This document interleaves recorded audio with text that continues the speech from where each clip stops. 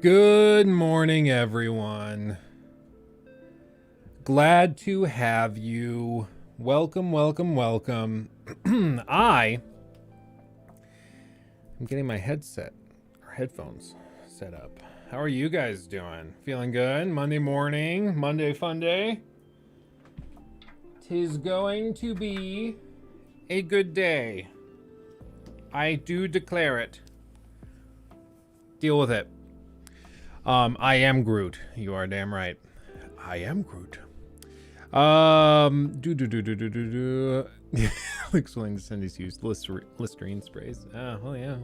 It's one of the if we still had a Patreon, that would be one of the perks. The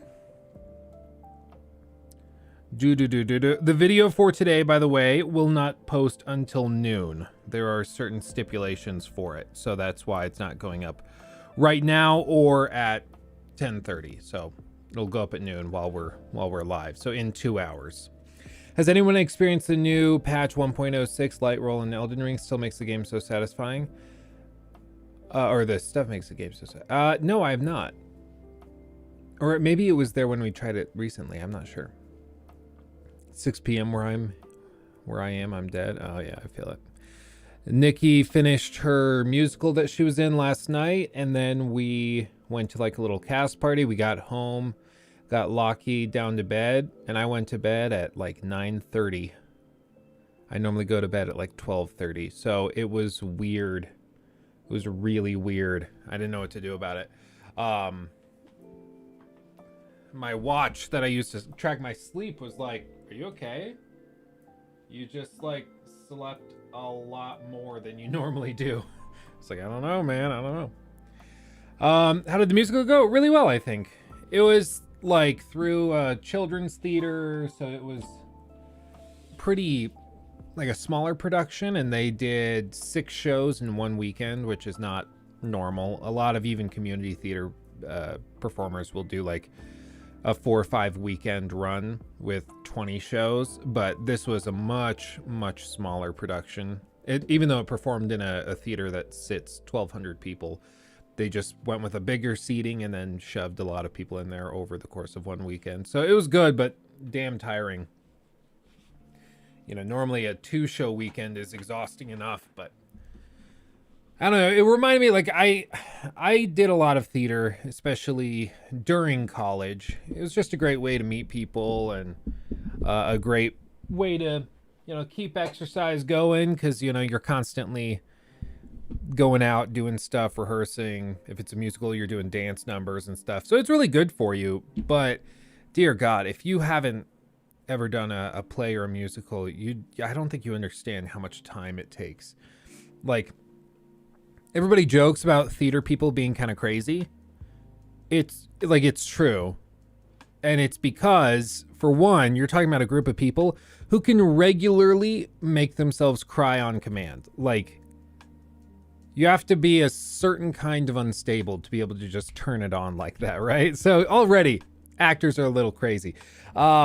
And then, beyond that, when you're performing and rehearsing like a theater performance, a musical or a play, you are going in and rehearsing from like 6 p.m. to 10 p.m. Monday through Friday.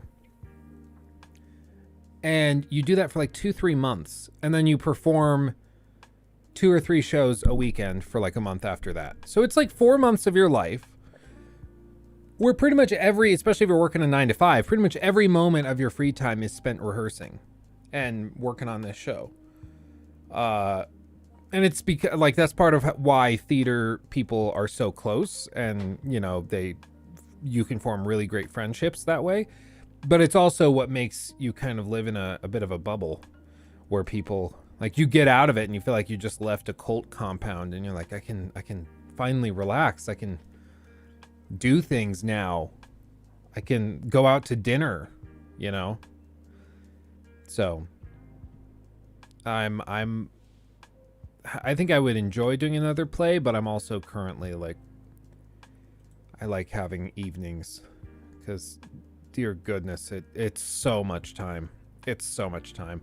It's like, it's one of the kind of funny things is that a lot of theater people also hate people who like commit their lives to, say, business or their career or work, which is kind of funny because their work ethic a lot of the time is the same. You know, they work their 9 to 5 and then they run and grab dinner on the way to rehearsal, and then they work at rehearsal until 10 p.m. So really they're doing like a 9 to 10 shift of just working different things, but working. So they do like a 13-hour work day Monday through Friday. And then they also work or perform on the weekends, because a lot of the time they'll rehearse the moment, or they'll start rehearsals on a new show the moment that they start performing the one that they just got out of rehearsing. So they're constantly doing this. And it's like, if you like reworked what you were focused on, you could run like an extremely successful business. Like, you could be a brain surgeon too, with that level of work ethic and drive. Ooh. But it's because they don't have that interest. So their interest is in theater and performing. And part of it, honestly, and this is one thing that I think YouTube has kind of helped me with. Let's see if the chat box is fixed. Sure doesn't look like it. Sure don't look like it. Well, there we go. Oh, I think it's because I set it to refresh every time I pull it up. Shut down source when not visible. Okay, I'll turn that off. Okay, let's try this. But everybody throw things in chat so I can see if the chat bot is working. I tried changing a bunch of stuff, so we reworked a bunch of notifications, alerts, all sorts of things. So we're gonna see if it syncs properly. But yeah, I think YouTube has helped me with the performing desire. Now it's not working at all. Golly. refresh. Okay, let's try swapping scenes. Okay, we'll try that again.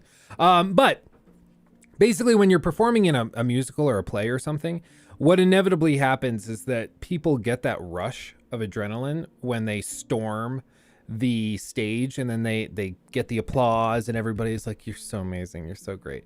And it makes people feel really good about themselves, and it's a little rush of dopamine. And it actually is, I'm convinced, I don't have any numbers to back this up, but I am fully convinced that it is addictive. Because you see how some people act with it. I'm going to make the font a little smaller so the names actually get read. So I'll do that. But you see, like, why would somebody go and spend months working on a show and then be kind of miserable while it's performed, and they're being like used and abused by the directors and producers? Why would they do all of this? And it's because they get that high every time they perform, and they get the applause that comes in after the fact. It's like, oh, that's why. That's why. And YouTube for me is nice because it kind of scratches that itch for me. And I get that rush. But it's certainly, you know, a lot of people want that rush, but don't get it unless they do theater. And so they chase that rush by just doing whatever shows they can do. So it's just different. It's just different. That applause is super addictive. You just continue to perform and outdo your last performance to get even bigger applause. Yeah, no, and you start. It's so weird because like a lot of the time, the people who run theater companies are like, I don't want to say they're Harvey Weinstein types, although there certainly are some people like that. But they usually are like megalomaniacal. They are egomaniacs. They are obsessed with control, and that's how they climb to the top of it, because they're in theater, so they love attention. And then they also are in a leadership role because they climbed their way to the top of that. And so these types of people, you have to come in and treat like they're really intelligent and they're really smart and wow, you're brilliant, when in reality they're just not. But you have to play nice and be like, oh yeah, no, totally, you're so smart, you know. And it's just pain. You have to pretend like they're brilliant even though they are not. And I'm not naming any names specifically, but even in like northern Colorado where I am, there's a lot of people where it feels like every time I see them I have to pretend like they're really talented and smart, when I do not personally believe that. But you have to if you want to maintain any sort of chance of getting cast, which is pretty dumb. There we go. That's a little better. That's a little better. Not everybody's names are fully showing. I don't really know how to change that. Do I make the font even smaller? Oh, did I not hit save? Oh, I changed it once and I didn't hit save. Okay, I probably just made it way worse. Oops. Anyway, so you're outing yourself right now by saying that? Yeah, probably. I mean, I don't care. At this point, I don't care. It's one of those things where yeah, there. I made it so small. At this point, I've realized, and I've tried to tell other people this, like, they need us as performers more than I need them. I don't need to perform in a musical or a play to feel satisfied in life. You guys scratch my itch for attention and adoration. You guys make me feel appreciated. So like I'll just come and stream and have a great time. Whereas like a lot of other people don't have that option, so they have to suck up. And I'm just like, yeah, I would rather just say what I honestly think about people instead of pretending like somebody who I think is a toxic human being is actually really intelligent and brilliant because I want to get cast. It's just incestuous. You haven't taken me You haven't even taken me out for dinner yet, though, and I'm scratching your itch. Yeah, I mean, it's just one of those relationships. Okay, no one give him attention. Your presence gives me attention. No, I mean, I just mean it like performing is just the ability or the feeling of being able to do something and make somebody, like, try to make somebody's day a little bit better by, I mean, it's kind of vague, but just presenting yourself or your art or something like that. Yeah, and it's a tremendous feeling, White Wolf. It's a tremendous feeling.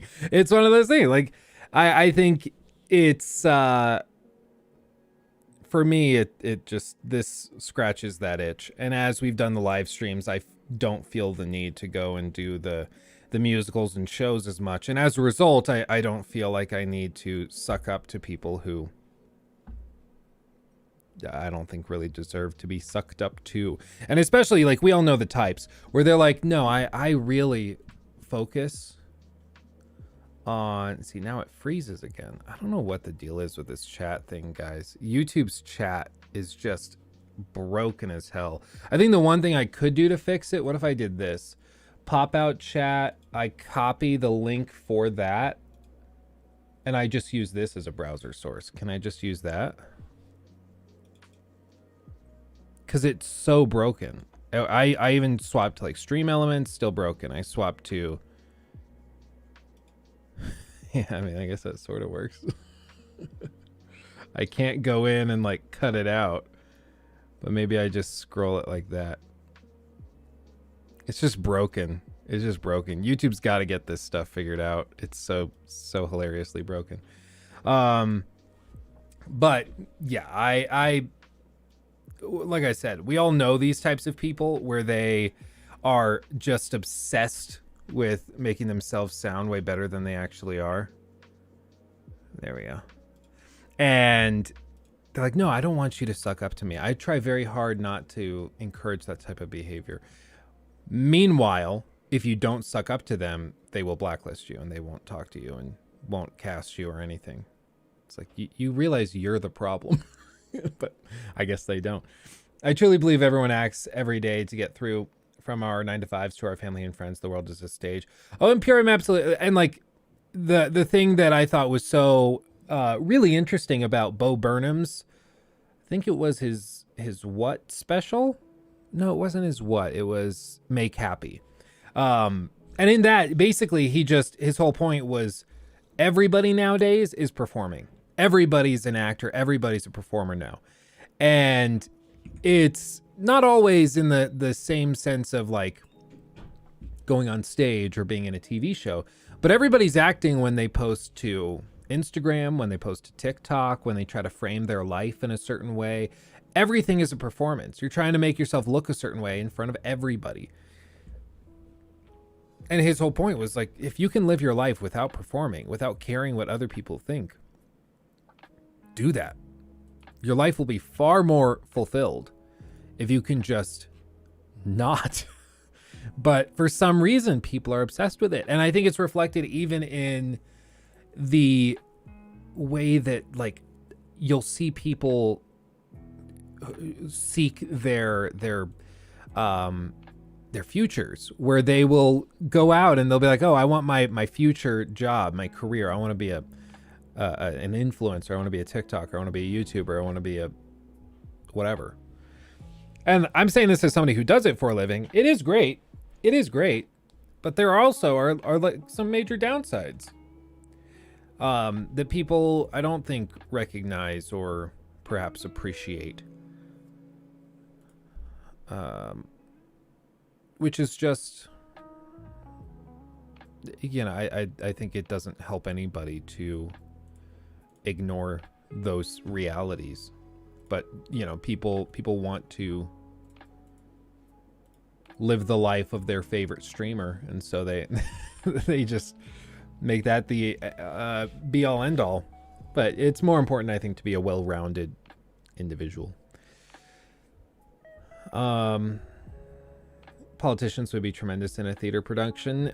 Well, BLK, you know what they say about Hollywood, or DC actually. They say Washington, D.C. is Hollywood for ugly people. It's not wrong. Like, it really is. It's just everybody's scratching each other's backs. Everyone's like trying to suck up to the other, and nobody actually believes anything they're saying, but they do it because it's the only way you can get your next job, you know, and it's the same thing. It's the same thing. It's toxic as hell. Dave Chappelle, years ago, he even said in like an interview randomly, he was like, everybody romanticizes Hollywood, but I think if you knew what really was going on here, you would think that it's pretty effed up. And it's true. It's true.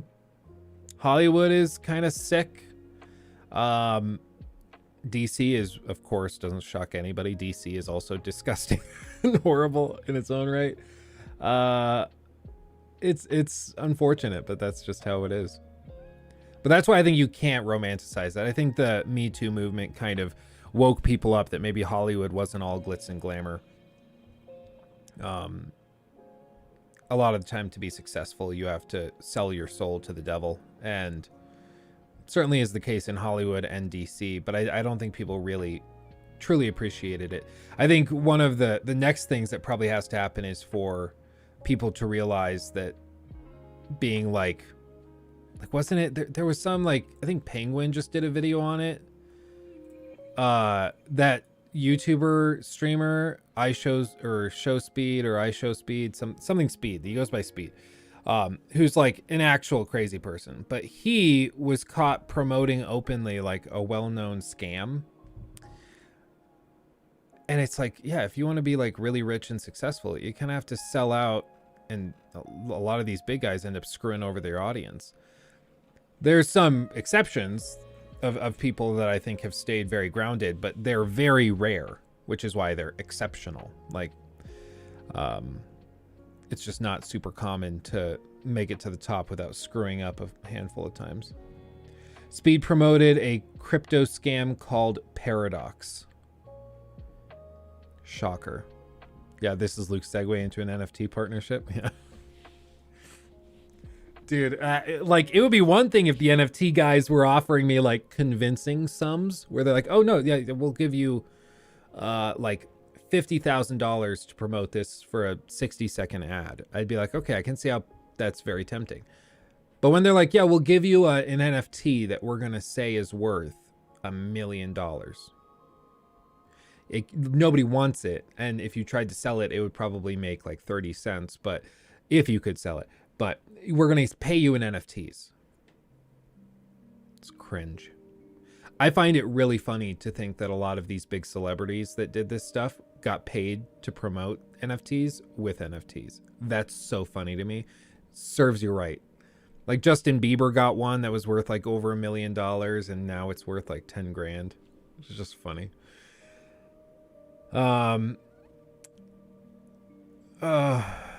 Yeah, I was obviously paid to promote Star Citizen. Yeah, exactly. That was so funny. Pretty clearly, the devs paid Luke to play this game. It's like, if they paid me, I didn't talk highly enough about it. It still showed a lot of bugs and stuff. Yeah,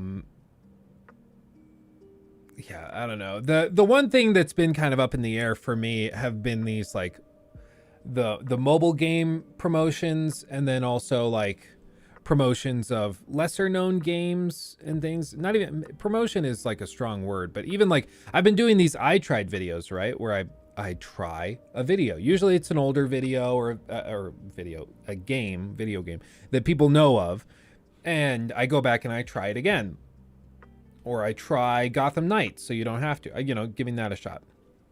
And they're not meant to be like full critiques or reviews. It's just kind of like going through it and showing my impressions, right?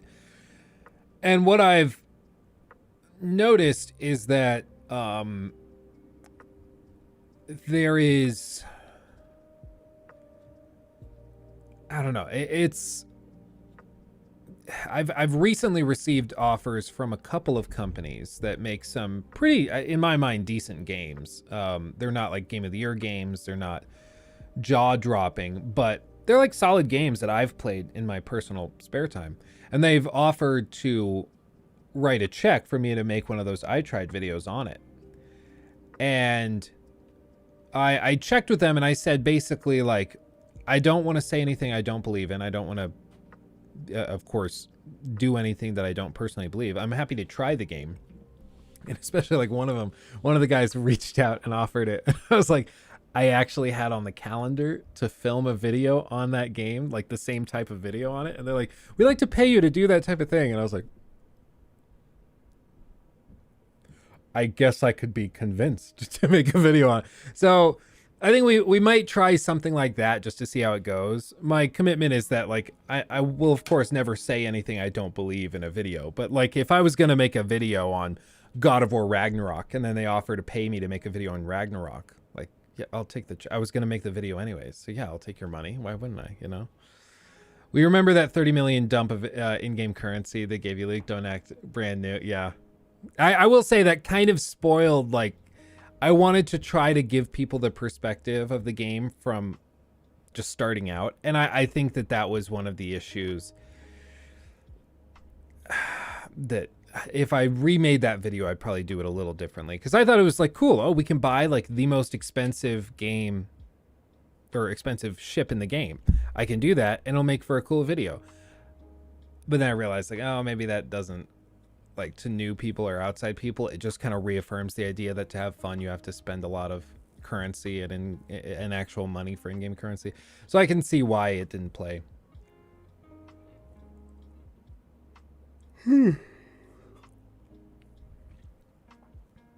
Ubisoft enters chat. Yeah, they used to do that. Big guys like Jack Frags and stuff, they will pay him to promote stuff. Which I actually like. For me, it's when you're paid to deceive. That's what I'm not okay with, and I will never do. Like if I, it's why I haven't done like those Raid Shadow Legends ads and things, because they want to pay you pretty decently to cover the game and push it out. But they want you to say very specific things. So they'll say like, oh, we'll pay you, I don't know, 5, 10 grand, whatever it is, to make a video on this game or to promote the game in a video. But you have to say, this is one of my favorite games right now. I can't stop playing. And I'm like, if that's not true, I'm not going to say it. If it is true and I can't stop playing, I'm like loving it, then sure, I'll say it. But I'm not going to say it if you force me to, you know? Especially because like my niche is not just like I tried videos and let's play video. It's not that thing. My niche is that plus critiques and reviews. So it doesn't actually work that way. Like you can't actually pay me to do that.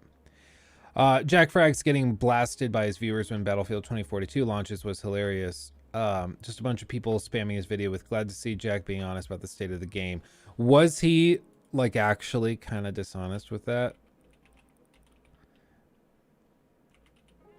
Because I mean, we all know Battlefield 2042 was a disaster, but yeah,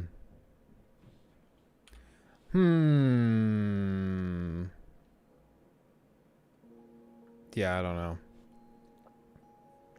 It's just tricky because when you're making videos that just are meant to show what the game is like, like you can show that and let it stand on its own. But for a game that's as broken as Battlefield 2042 was, the only way to promote that game was to basically deceive people about the state of it. You know.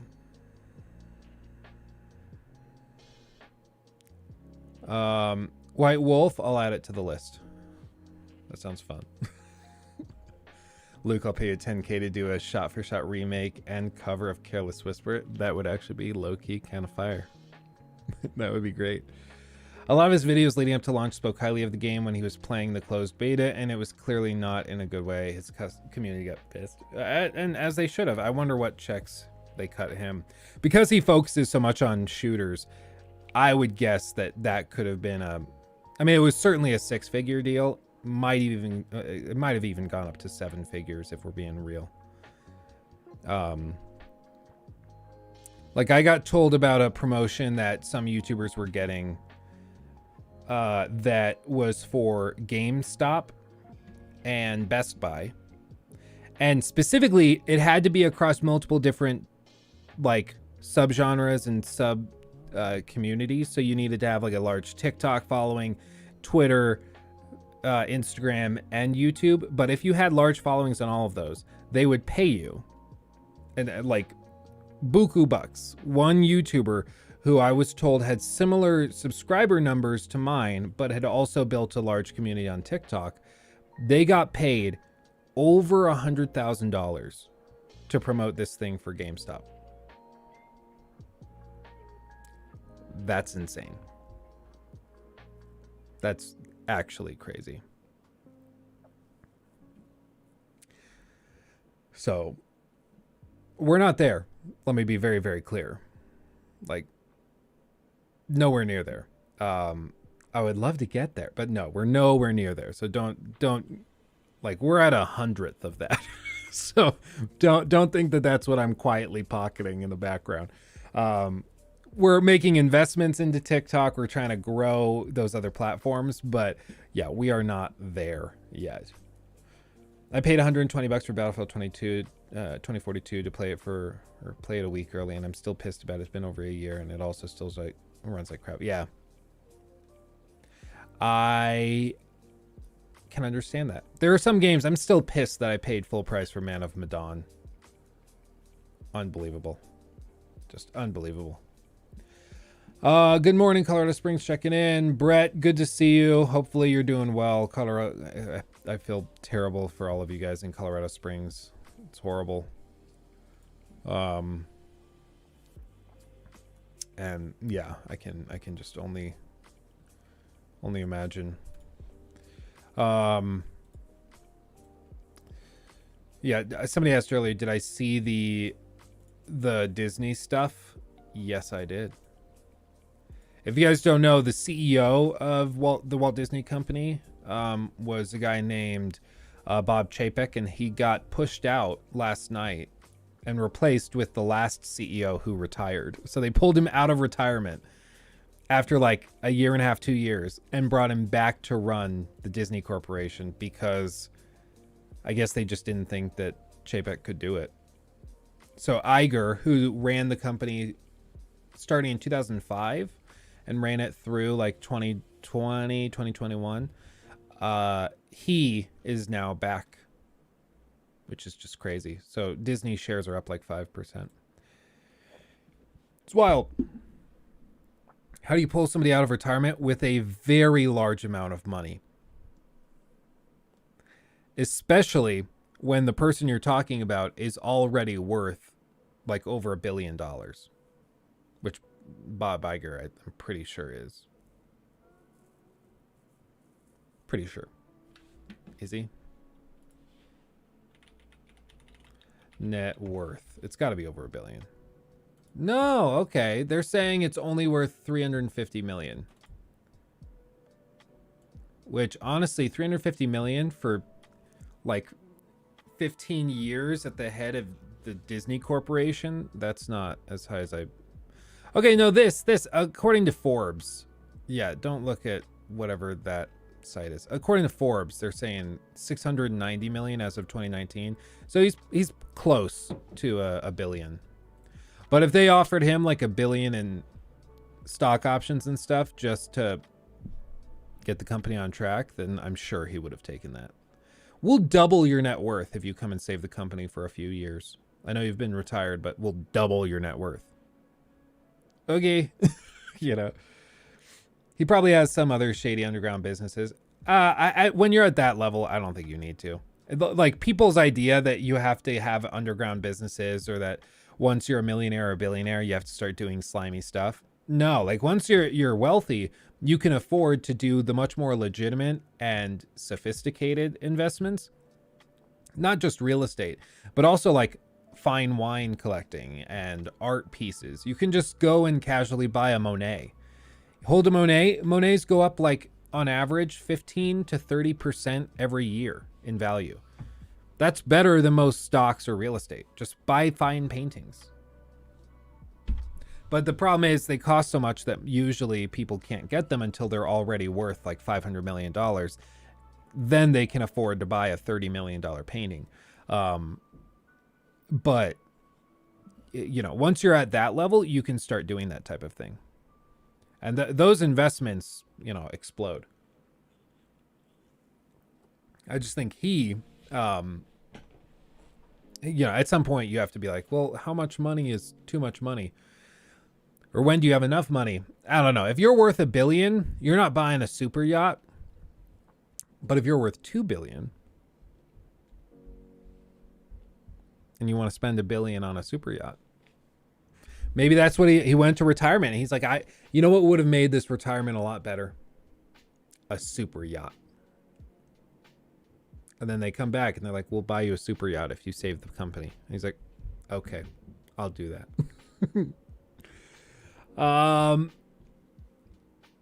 I don't even know why the hell anyone would ever need that much money ever. It's ridiculous. I think like they've done studies on this to gauge happiness within people at different economic and sociological strata.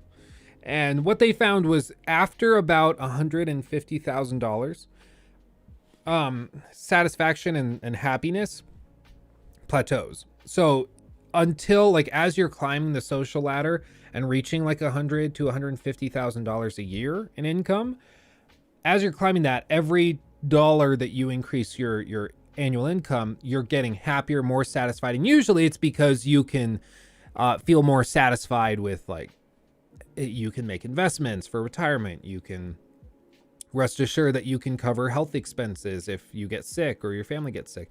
You can go on vacations, you can travel, things like that. And all of that, you know, it kind of builds that up, and that makes sense. But once you're past 150K a year, the studies show that it pretty much levels out, because you start to get to the point where like you don't need that much more money. So like you make 200,000 a year, you're probably just moving into a bigger house and maybe driving some fancier cars. Same with like 500 grand a year. You're probably just in a even bigger house, investing even more into retirement and stuff. And maybe you travel a little bit more, or you, when you travel, you're staying in nicer hotels. You know, it doesn't actually provide huge returns. It's just like, you know, a chart of diminishing, if I reverse it, diminishing marginal returns, where the more you put in, eventually it plateaus and levels out, and you get less and less and less for what you put in. And that seems to be the case. But once you're worth like $600-700 million, from what I've seen, like I said, I used to work in commercial real estate. I worked with like literally shoulder to shoulder and would have daily meetings with people who had net worths in the hundreds of millions of dollars. I still talk to them occasionally. Like, so I know some very wealthy people. And what I realized was that they are usually actually quite frugal. They don't spend that money. Usually they own real estate. One of the guys I knew, he bought some big apartment buildings and he would rent them out at cost. He wouldn't make money on it because he wanted to help the lower classes. So he'd provide basically affordable housing. You know, he would try to give back with his money in whatever way he could do. But like the stereotype of going and buying like $100,000 watch and then you go and you drive your $200,000 car, not actually very common from what I've seen. A lot of the wealthiest people that I've ever met are actually very, very frugal. Like the one guy I knew, that one of the sweetest human beings I've ever met, also one of the richest. He would have like dinner parties and he would invite people over. And one time somebody brought him a bottle of wine that they had gotten at just a liquor store, regular liquor store. It wasn't special or anything, but it was like a $25-30 bottle of wine. Not even like a crazy nice bottle. Like that's nicer than the cheapest stuff, but it's certainly not top shelf, right? Like that's mid shelf. That's a good bottle of wine, but not crazy nice. He tasted it and he's like, oh, that's delicious. That's amazing. What is this bottle? And he looks at it and he's like, oh, I'll look it up, and pulls out his phone and he looks it up. He's like, this thing is $30. And he got actually angry with the person that brought this wine to the party because he had just had him taste it.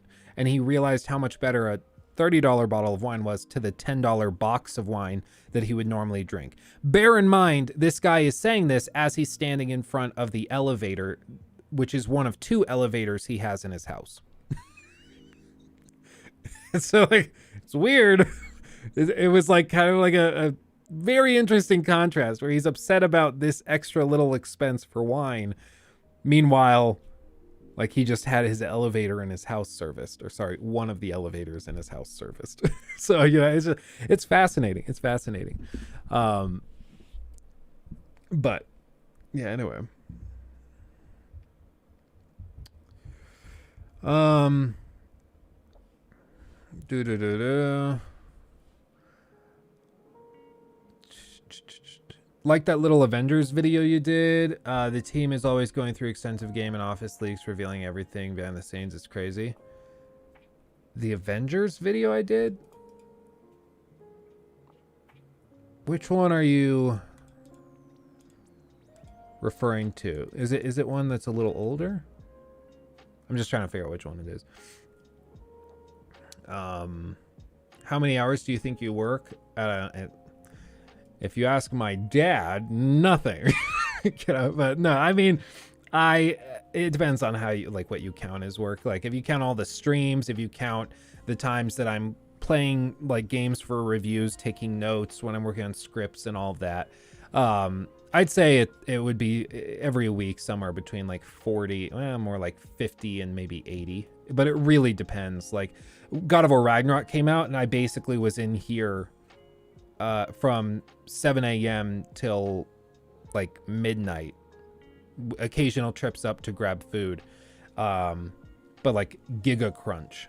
And so whenever a new game is launching, I usually go into crunch, and it's one of those things. But it just depends. Some weeks, like after one of those big rushes, like after God of War launched, I took things a little bit easier and kind of chilled out for a few days. And then I got back into it. So it just depends.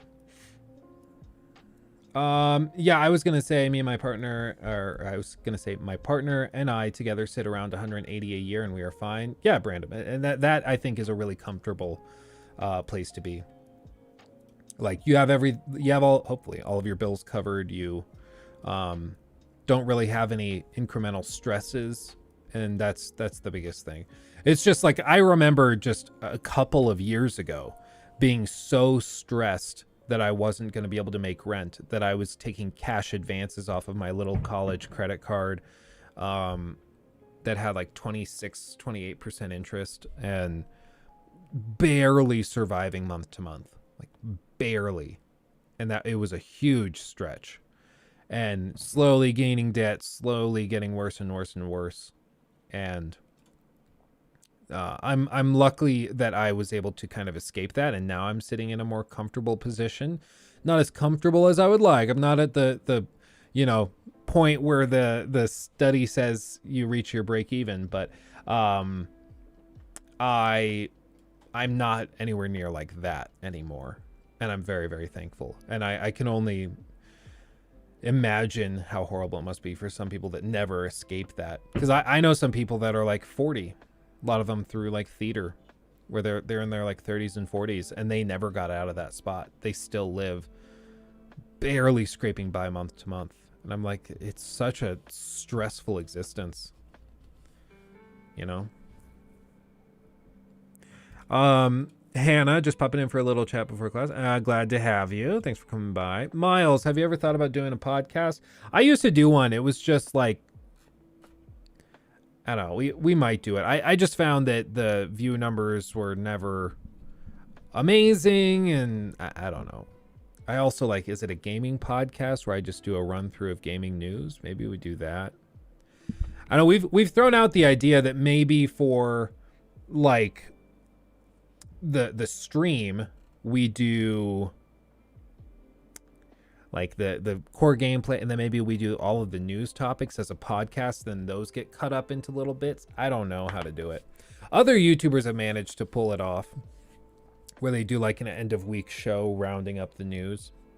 So maybe we try to turn it into something like that, experiment with it. I'm not sure. Excuse me.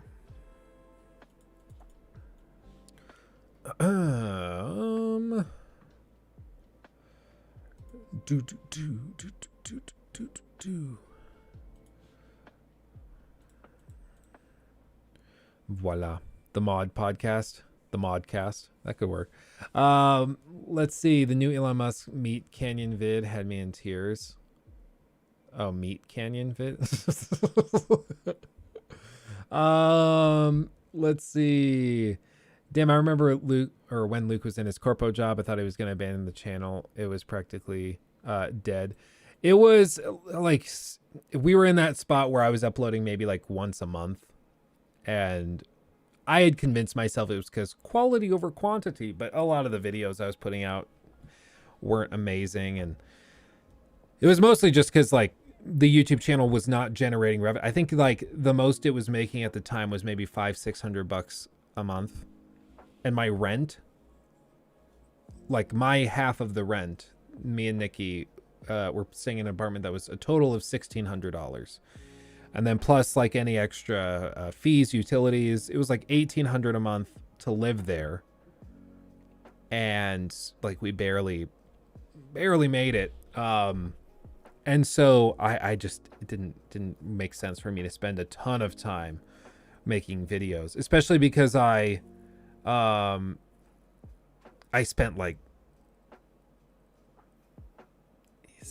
I got up, I left the house at 7 a.m. I would drive an hour and a half to work till 6:30, wouldn't get home until 8 p.m. Monday through Friday. And then my bosses wanted us to work on the weekends too. And then they screwed me out of a couple of deals that would have paid out like $30,000-$40,000. Because there was basically a rule that if you're going to find a buyer for a deal, if you find the buyer, you get paid on it. I found a buyer who then flipped around and wanted to use a broker that she had after I'd found the buyer. And instead of paying me like a finder's fee or a small percentage of the seller's fee, which is what they did for like the partners of the firm and a lot of the bigger guys that had been there longer, they just cut me out entirely. So I didn't get paid. And that little sliver would have been worth about $40,000. It was like, according to the rules, they could do that. It was kind of screwed up because the guy that made the decision basically was like an old school hard ass. And he was like, them's the rules, get over it. And he thought that would motivate me, and it just pissed me off. I was like, you do that. Like now I'm not going to put in the extra effort if the possibility is there that you're just going to screw me out of a paycheck, you know? Just corpo shit. Yeah, kind of. Yeah, kind of.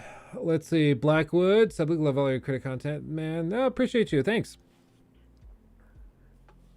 Do you know why Disney replaced its CEO, or it was financial related? Any opinion on it? Sorry, no, it's super random. No, it's fine, LeBron. Basically, my understanding is that Chapek, he was brought in hopefully to save their streaming service and to push that forward and help them increase revenue there. And Disney Plus has kind of plateaued, and we're headed into a period of a recession. And the board of directors was basically like, you know what? Iger got us through the 2008-2009 recession. He knows how to do this. Let's just bring him back and pay him whatever he wants. We'll bring him back. He can get us through the recession that's coming next year. And then afterwards, we'll let him retire and we'll move on. But you know what? It's not the time to... Like, you don't take off the training wheels for the new CEO right before you go down, like, a rocky mountain. You let the experienced rider do the Rocky Mountain part, and then you let the newbie ride on the flat road. And that's kind of where they're at. Luke wasn't a fan of loot boxes in his job. No, certainly not. Certainly not. It was just frustrating. Like, I look back on those days and it's so conflicting because I miss a lot of the people I worked with. There were some people that were just hilarious, and you know, I've talked about them before, but like Mark, one of the sweetest people I've ever known. Phil, hilarious, and just a force of nature. Like one of the best brokers I think that is in Colorado. Full stop. Just tremendous at his job, but he also was just hilarious, and he was really fun to work with. And like truly one of those corpo types. Like if you think you've met somebody that loves money, you have not met Phil. I love Phil, but Phil loves money. Loves his money. He's the guy that would order like he was a trained sommelier, and he would order huge crates of wine to the office because he needed somebody over the age of 18 there to sign for it. So the secretary at the front of, or the receptionist rather, at the front of the office would sign for the packages. And then he would have me help him load all of the boxes of wine into his Lexus. He lived like a half a mile away, but he just would order huge sums of wine regularly. Like nice bottles of wine. Like one time I was carrying a box to his car and he said, "Don't drop that. That's like $15,000 of wine." I was like, "Oh my God. Okay." It's a different world. A different world. Bro, I swear to God, Ragnarok is harder than 2018. That I'm not certain of myself, at least from my perspective. I've been a car salesman for 8 years, and I've had stuff like that happen to me as well. Sales in this coming world. Yeah. No, it's just so frustrating, and it ruins morale. It's terrible. Michael Allen living in debt right now, but I'm slowly getting out of it and can see some glimmer of light at the end of the tunnel. Oh yeah, Michael, and it's not easy. It's a bit of a trudge for sure. But once you get to the point where you can, you don't have balances on your credit cards, once you've paid off your financed stuff, it's like a whole new world. You just got to take it one day at a time. Like I was driving that car around. I ended up selling my car. I loved that 2019 Honda Accord I was driving. It was beautiful. It was sexy. Would keep in its lane by itself. Had like self-driving capabilities partially in it. I love that car. It was a great car, but I drove it like once or twice a week. And so I was like, with insurance and everything else, it ends up being like $700 a month to keep that car. I was like, oh, that just doesn't make sense. Doesn't make sense. So we sold it right before the used car market crashed because rates were rising.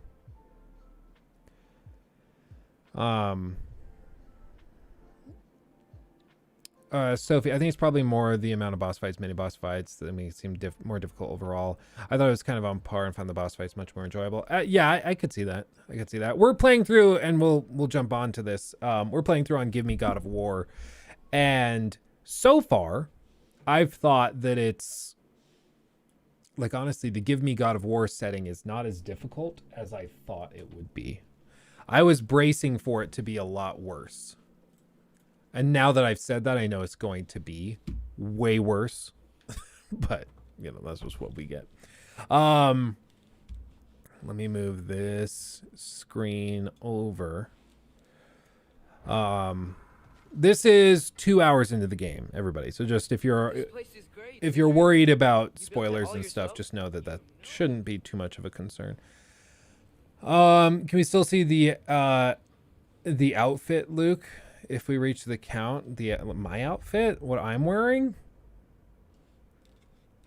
I mean, I guess. I don't think you're gonna be that amazed. Pauldron of Might.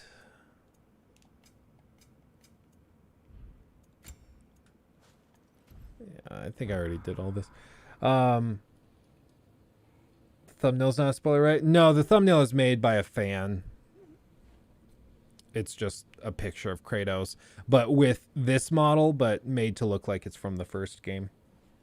So we're only 2 hours in. This is very, very early on.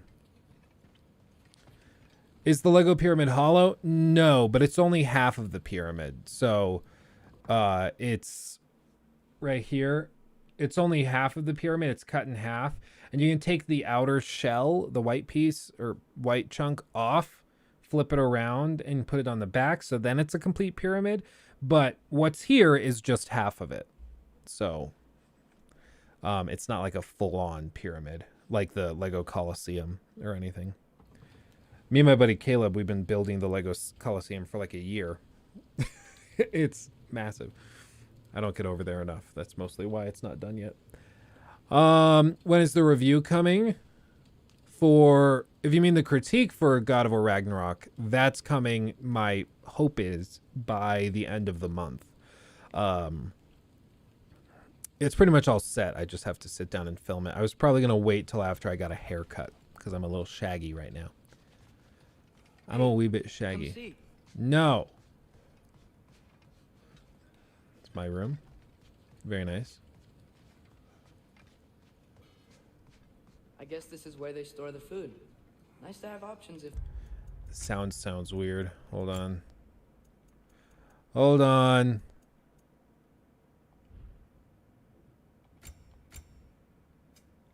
That's why. Output device, 3D audio. Oh, come off it. Yeah, console sound settings if you wish to change it. Okay, well, I'm just, screw it. Sounds terrible. Can you estimate how far into the game I am? I'm at a business. This return to Fire Planet. How much longer to...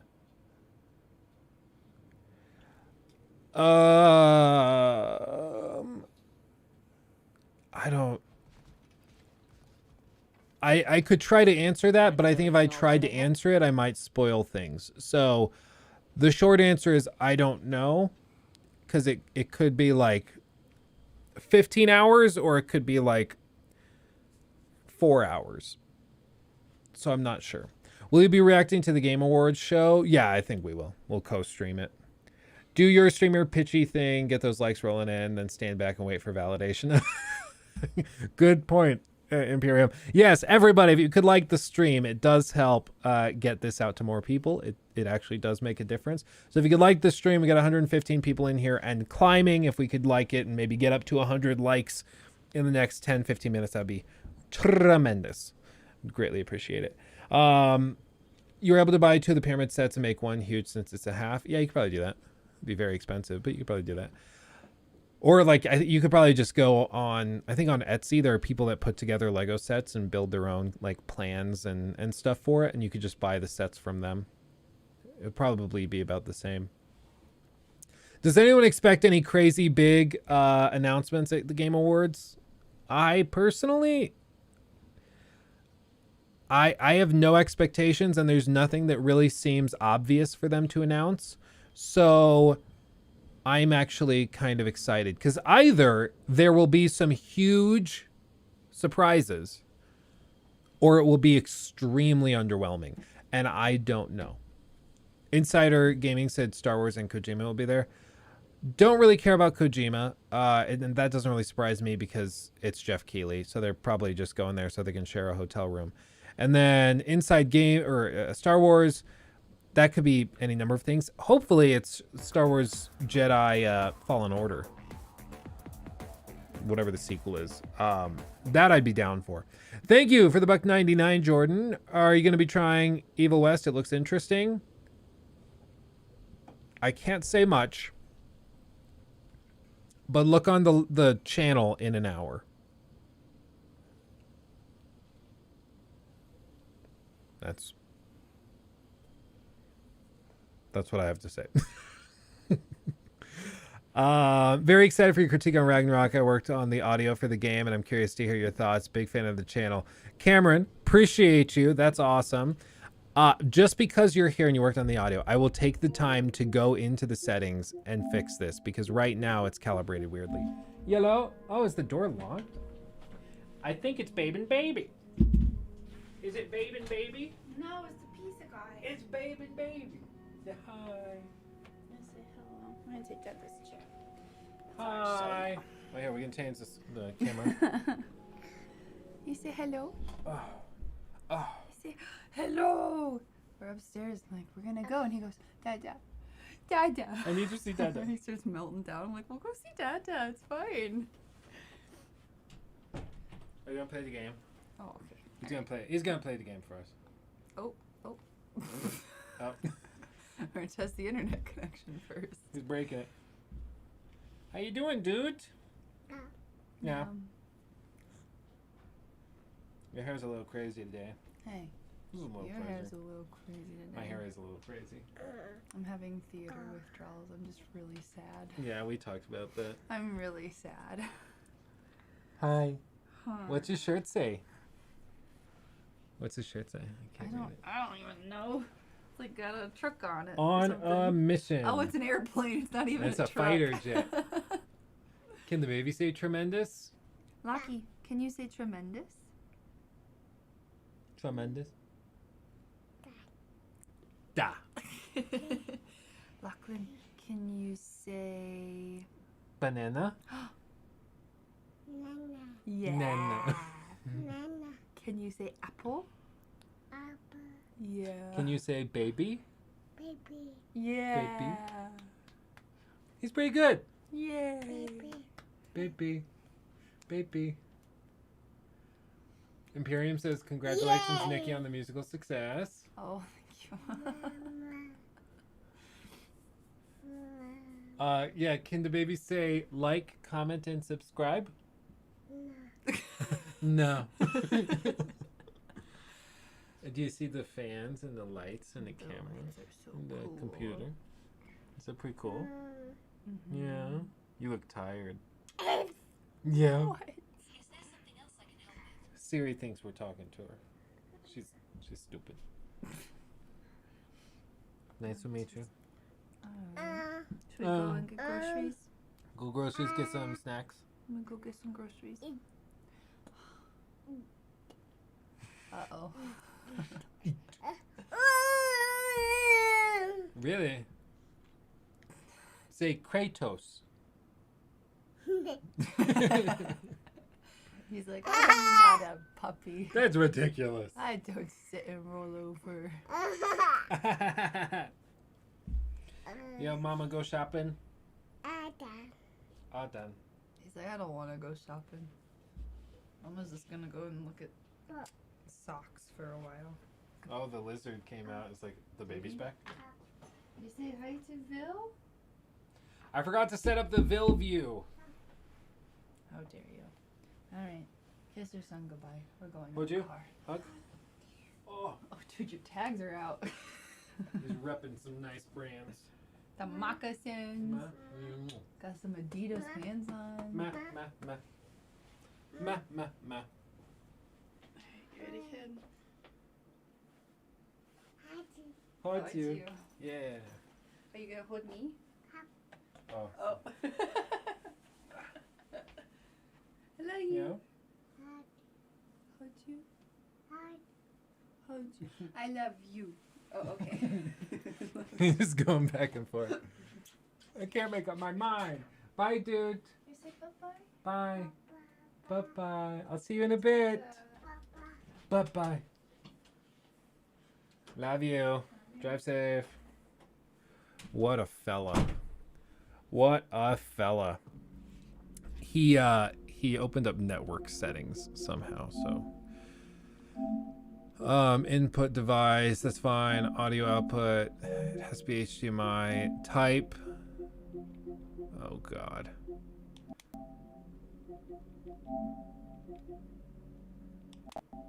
Technically it's just 2 because it's headphones. I don't know, you probably know this better than I do if you worked on this game. Cameron, what is the optimal settings for a nice pair of headphones?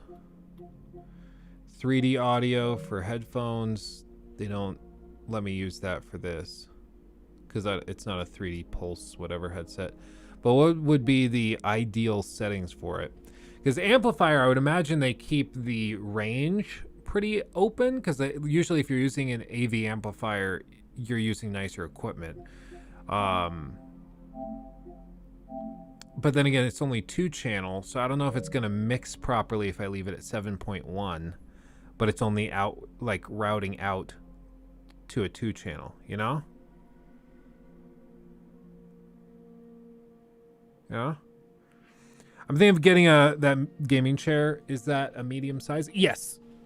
That's my understanding of it. The medium chair. Their estimations based on height are really accurate. So just use your height and rough weight, and it's usually pretty straightforward. Brandon, thank you so much. rejoining as a member, 2 months, rocking and rolling. Is gonna read it. Apparently not.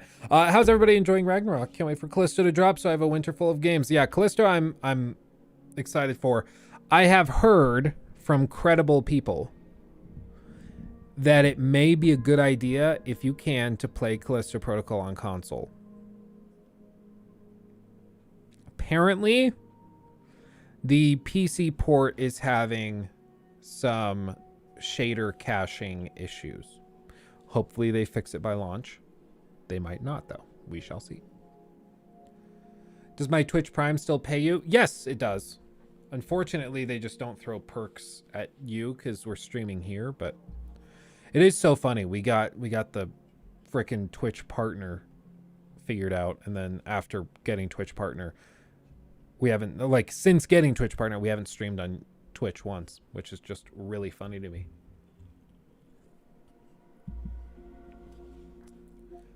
It's just really funny to me. We'll try this. We'll see if this routes properly. I just don't know how they do it. This was free, by the way.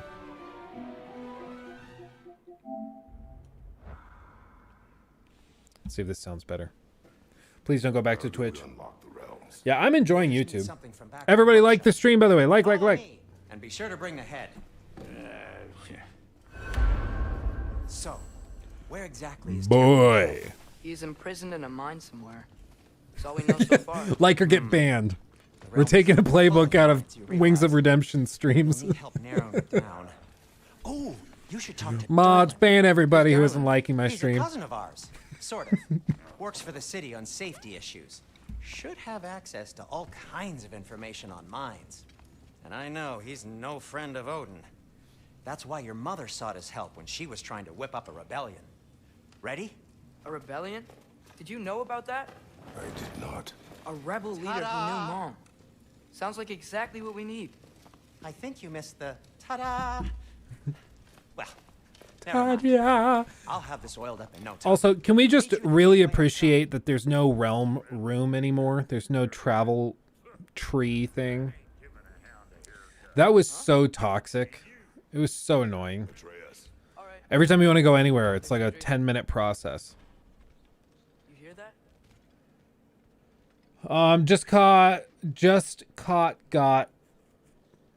Do you mean just got caught robbing a bank in Goat Simulator 3? This is a great game.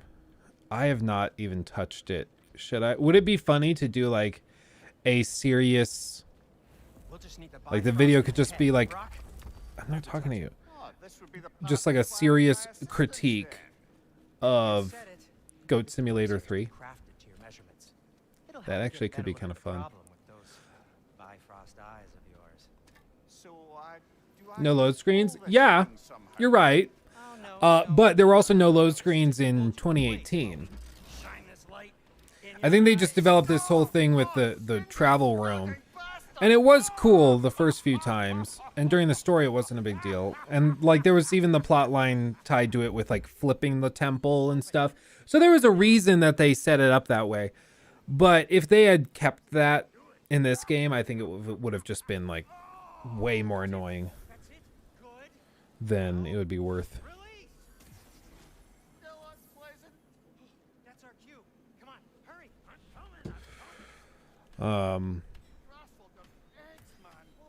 They're so cute together. I love it.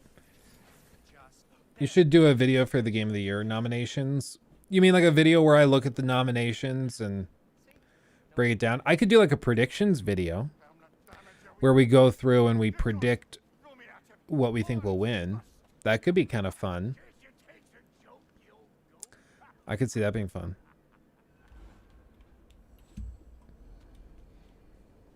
Again, if I had to put my money on it, I'm guessing that God of War wins Game of the Year. I've said it before, I'll say it again. It's just because it's a narrative game. And I swear to God, if somebody starts going off in the chat about how Elden Ring has a better narrative than God of War Ragnarok, I get there's a story. To say that there's a narrative carrying you through the main quest line that most players are aware of, I think is a huge stretch. The overwhelming majority of people cannot explain the story of Elden Ring, even those who beat it. It's like, no, oh, you're trying to get to the big tree and you're trying to bring the chick with the scar there. And that, so like you try to do that, you know, like that's, it's okay to love the game and not be able to explain the story. And it's because Elden Ring is such a phenomenal gameplay oriented experience that I don't think you need the carefully, I would say, presented story for it to be tremendous. But clearly God of War has a more intentionally presented story. Far more dialogue, far more writing, carefully calibrated cutscenes and things. Elden Ring doesn't have that to the same extent. And it's because they're different games. But my point is that over the course of the last like 10 years, not 10 years, 8 years that the Game Awards has been a thing, almost every time that a narrative game goes up against a gameplay oriented game, the narrative game wins.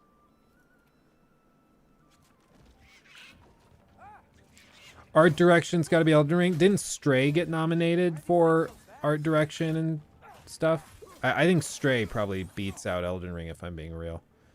They want to give an award to Stray so bad. Like, the only reason it's been nominated for Game of the Year is because cat people are weird. Just calling it like I see it.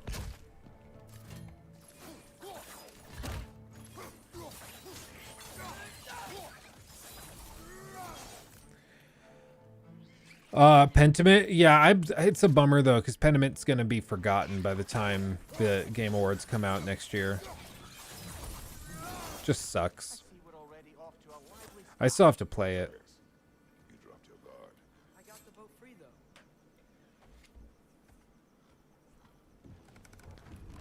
Forbidden West deserves art direction. I won't move from that opinion. I don't know. I guess we could look at the nominees. Against Odin, and never talked about it. The fact that it didn't go well might have helped that notion. What your mother did before we met. Her business. Let's see. 17 days to the show. Eyes on the water. There are resources. View all categories. Oh, this list sucks. Why don't they just give me the full You list? never asked Mom about what she used to do. What did you talk about when you met? Like, Seriously, they made the website so much worse than before. What on earth is this? Okay.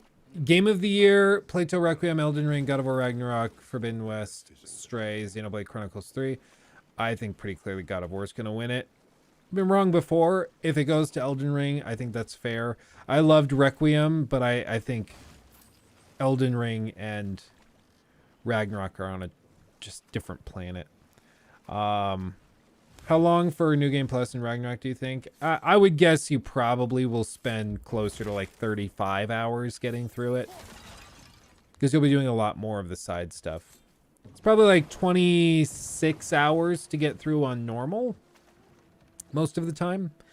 For most people, like 25, 26. And then if you struggle with the combat, it probably goes up towards 30. But on Gimme God of War, it's probably more like 35, I would say, all told. But thank you for the 199.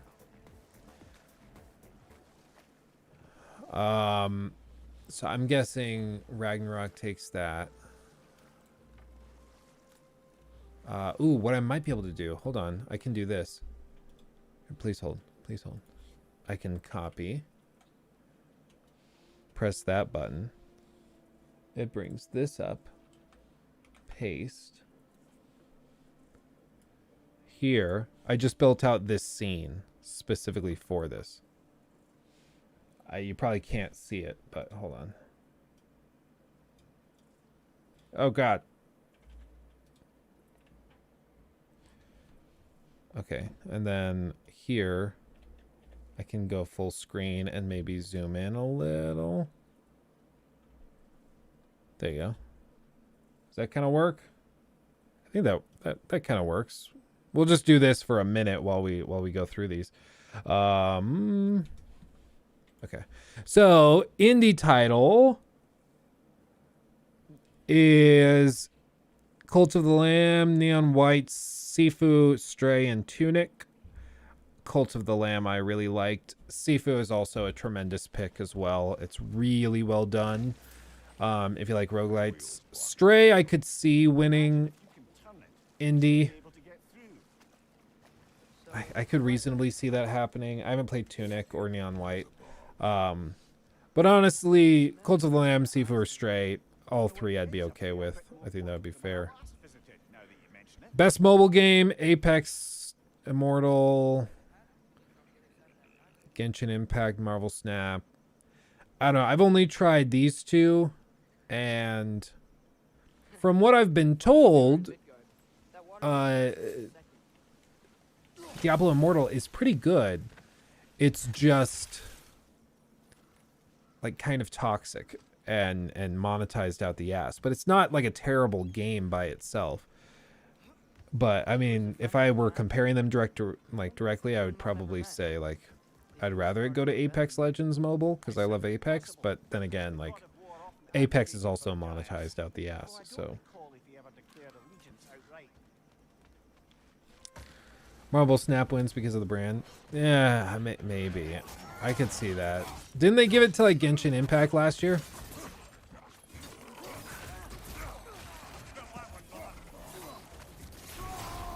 Drives me crazy that you can't quick deflect parry.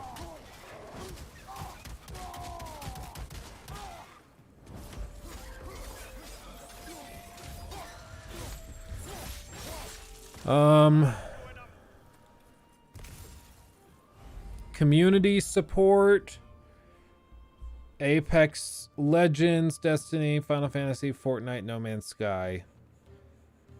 I've been really impressed with Apex, if I'm being real. Apex is really, really solid here. Like, is it better than what some of these other companies have done? I think that's a stretch. But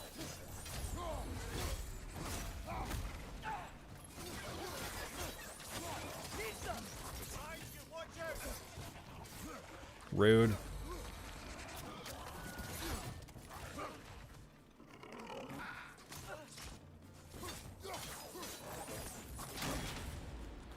He broke my guard.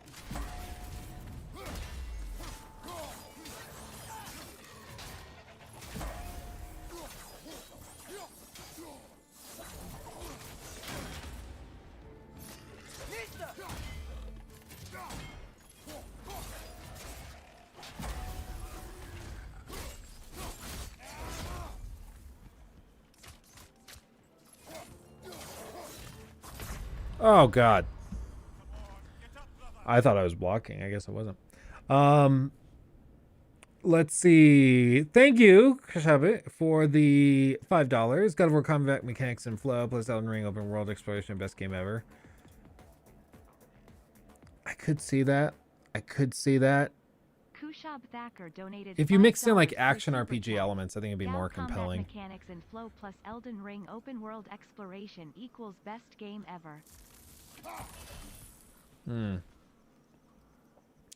think you would love Goat Simulator. I'm currently building IKEA furniture in the game. I think I do need to try this game. I'm so baffled. But yeah, with this community support, I'd probably give it to Apex. I love what they've done there. But then, I mean, easily you could give it to No Man's Sky. Innovation and accessibility. Innovation? I'd probably give it to As Dusk Falls. The ability to play the game off of your phone and co-op with other people, even remotely, they can just have their phone open on like a web page. I think that's super cool. The Quarry did it too. Either Dusk Falls or The Quarry I'd be okay with. I would love for either one of those to win an award. That'd be great. AR, VR, After the Fall. I've played this. It's pretty fun. I've seen a lot of memes and stuff of Among Us in VR. I don't really know what to make of it. Bone Lab makes me sick, so I can't play that. But After the Fall I've played, and it's actually pretty fun. Best action game. Sifu. Action adventure game. Probably Ragnarok. It's one of those weird things. Like, it feels like if you're gonna give Ragnarok Game of the Year and say it's like the best game of the year, then you kind of have to,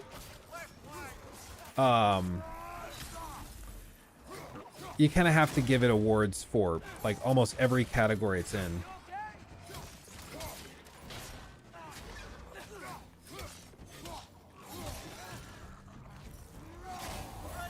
The timings on those are really weird.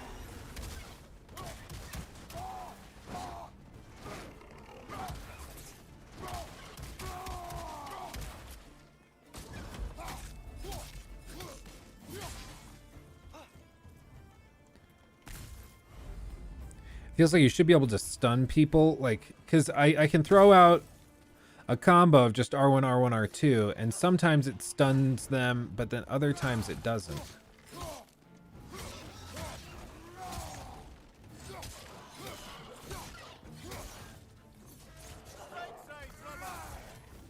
It's like that stunned him. I think it's because it was technically a lunge. This is one thing you have to watch out for on Gimme God of War, is that they can upgrade to a higher level if you leave them be too long. See?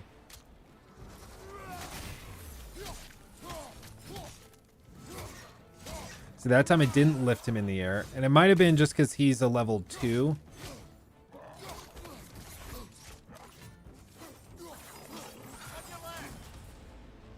Oh no, I'm getting double teamed! Are there gems down here? I don't think so. And they just upgraded. God, mother. And I'm stun locked. Love it.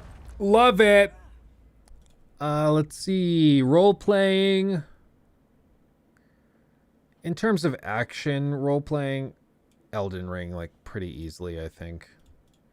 That'll win that. Best fighting game, DNF, JoJo, King of Fighters Multiverses, or Sifu. It's got to be Sifu. I know some people were upset that this wasn't like a Sifu. It's not like a straight up fighting game in the same style as these other ones. But I mean, you fight hand to hand melee combat. I can kind of get it. I can see why. But if not that, I mean, I've seen Multiverses everywhere. I haven't tried any of these others. I don't think I've ever heard of any of these others. So. Best family game, Lego Star Wars, Mario Rabbids, Switch Sports, Splatoon, or Kirby. I feel like I didn't see anything about Sparks of Hope. I loved the first one, and I feel like I didn't even realize this was out yet, which is a bummer because I really liked it. Switch Sports, I remember hearing all about this. Again, I didn't realize it had already come out, so that's an oopsie. Splatoon 3, I don't care. It's just more of the same. Kirby, I think some people liked it. But, I mean, Star Wars, that game is huge. It's got to be Star Wars, right? Probably. I'd probably give it to Star Wars. Best sim or strategy game, Dune. Didn't play it. Warhammer 3. I do like Warhammer 3. Victoria 3. Ooh, I do love Paradox. I love like anything they do. 2 Point Campus. I also love the 2 Point games. Those are always super fun. But I don't know. I haven't played enough of these. I tried 2 Point. I don't think I tried any of these others. Which is pain because I love strategy games. I just haven't. I can't really justify playing them because they take so long. And the videos I make on them do so poorly. I just can't justify making them. But man, I would love to play these games more. Even streaming these doesn't go well. I think it would do better if I was like watching a video or reacting to videos while playing them. Then I could justify it. But that's kind of tricky to pull off. Sports or racing. It feels wrong to give FIFA an award. As far as I understood, all of these sucked. Ollie Ollie World, I think people like that. Gran Turismo 7 also monetized out the ass, but I've tried this one. And I'd probably give it to Ollie Ollie just because it's something different, something new. Multiplayer, Modern Warfare 2, Overwatch, probably Overwatch. I've been having a lot of fun with Overwatch. Content creator of the year. Carl Jacobs. Don't know who that is. Ludwig. I've heard of him. Nibelian. I've seen him on Twitter. I think he quit. Nobro. No clue who you are. And QT Cinderella. No clue who this is. I don't know. Nibelian. I'll give it there. If you ever think that this is like a big deal, just remember Boogie won in 2014. So just let that settle in. So did Dream. Pain. Best debut indie: Norca Neon White, Stray, Tunic, Vampire Survivors. Probably Stray. Best adaptation: Arcane Legends, Cyberpunk Edge Runners, Cuphead the Show, Sonic Hedgehog 2, and Uncharted. Definitely not Uncharted. It's between Arcane and Cyberpunk, I think. Both are tremendous. Both Netflix. So, I mean, either one of these, I would be down for either. I would not be upset if either of those won. So, I just haven't seen the Cuphead, and I haven't really heard anything about it. But, yeah, either one of these winning, I'd be very happy with. Stopped curing because his Patreon flopped. Is that why he left? Yeah, I mean, it's tough when you're putting out so much work on that type of thing, and then there's just no financial support. Like, it's just, I feel bad for the guy, because people like seeing the news stuff pop up in their feed, but how many people do you know that would willingly give $5 a month for that? Like, people don't really care that much. So I feel bad for the guy. He should have been picked up. He should have been hired by somebody. Easier said than done, though, right? Most anticipated: Final Fantasy 16, Hogwarts Legacy, Starfield, Resident Evil 4, Legend of Zelda: Tears of the Kingdom. Is it tears, like crying tears of the kingdom, or is it tears, like torn? Does anyone know what it's supposed to be? Or is it like a double entendre? Is it supposed to be like a little play on words? For me, I think it's Hogwarts Legacy. Pretty easy.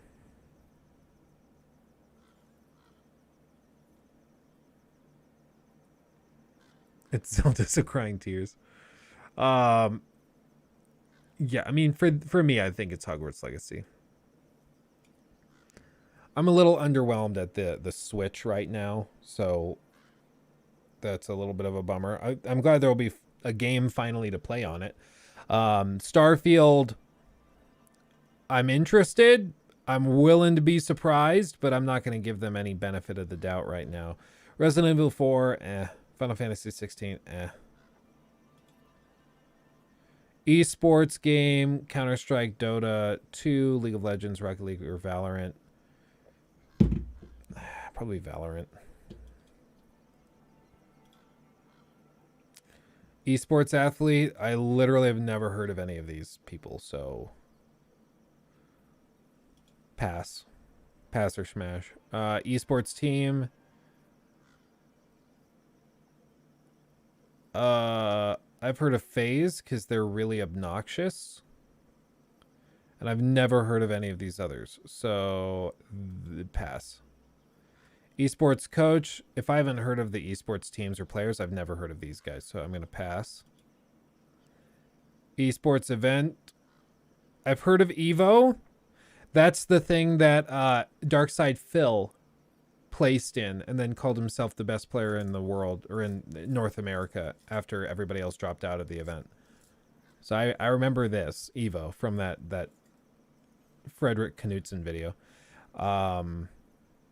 The other ones I don't recognize.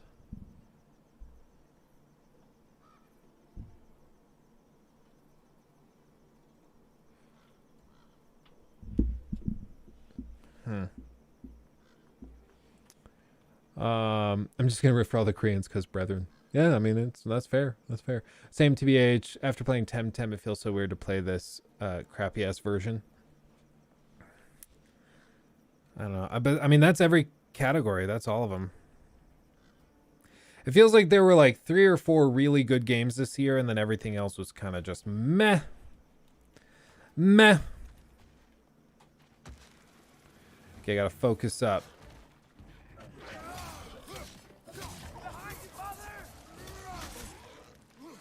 How did he hit me there? I don't...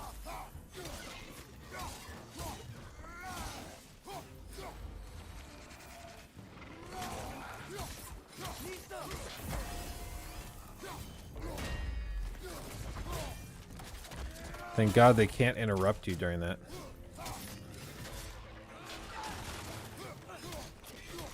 I think I just need to get the timings down for dropping the shield and then lifting it again for parry. Because I'll be holding it up and then I'll drop it to try and reposition.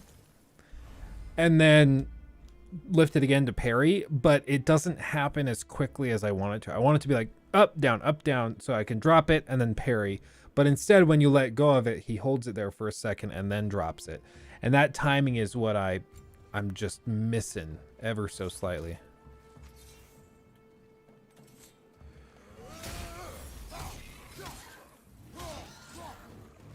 Lol.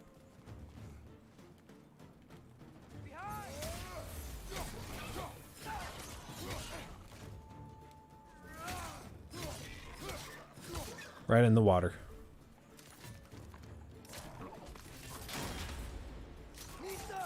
Oh, he's back? Or is that a different one? Like, where did he come from? Did they just spawn back? Can I not push them in the water? Is that considered cheating? Okay. I'm trying to parry like it's Dark Souls. Well, that's kind of how it worked in 2018. When you went to Gimme God of War, you had to start parrying. That was like, if you can do that, Gimme God of War really isn't that difficult. Little man some warning if he's about to suddenly end up snout deep in cheek. The ground. Was that an earthquake? An occasional but not unheard of happenstance in Svartalfheim. With all the mining here, the land's bound to be a wee bit clother.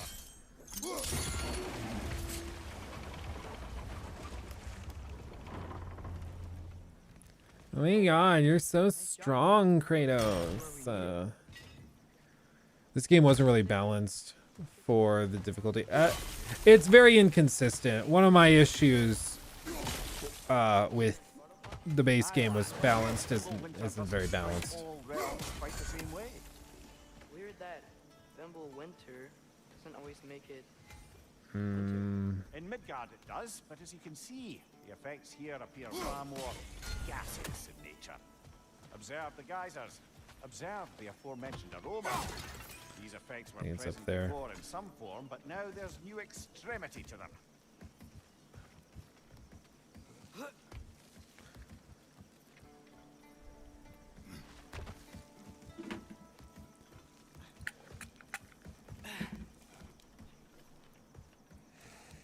For me, I think first playthroughs, you should not be pushing it too hard. Excuse me. At least in terms of difficulty. Because I am a firm believer that a game's pacing can be spoiled if it's too difficult. Or is it just behind there? I don't see it. Where's the other pot?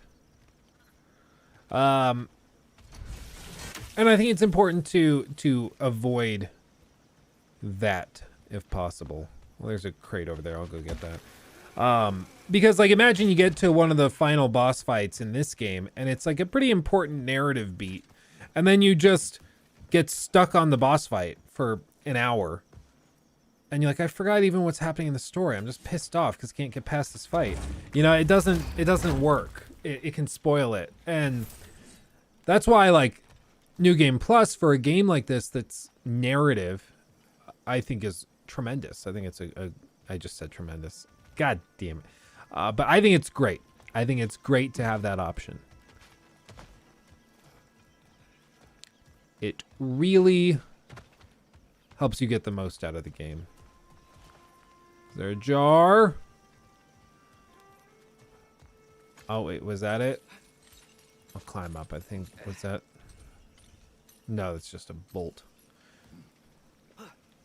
I've done all this before. I just don't remember where it was. Break those. I must have looked right at it.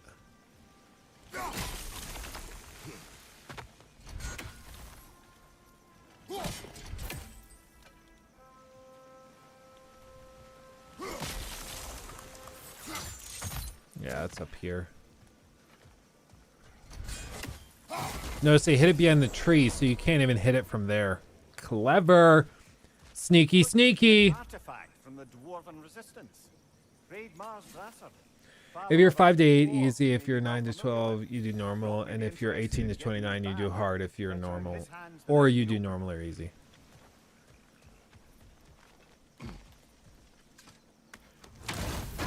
I said in the review where I said I thought that it was too easy on balanced.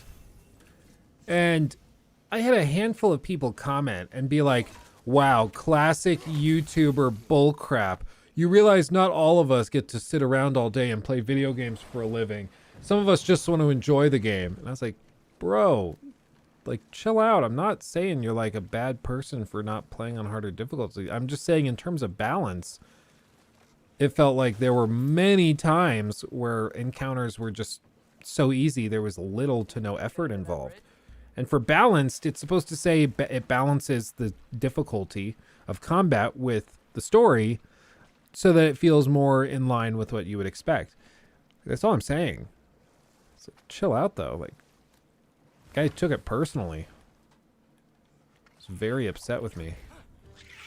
Oh, my axe is all the way back there.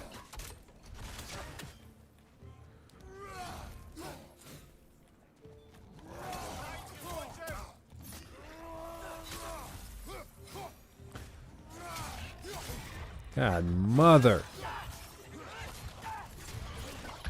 Oh, the little one got me. Oh, man. I also want to enjoy the game and not be a pro. Yeah, I mean, it just depends on how you enjoy it. My buddy Michael, I've said this before about him, so I'm not breaking any news, but he plays pretty much everything on the hardest difficulty. And on his first run through, he has no problem being miserable for the first playthrough and just stuck on a combat encounter for 3 hours. That's just how he plays. Oh, come off it.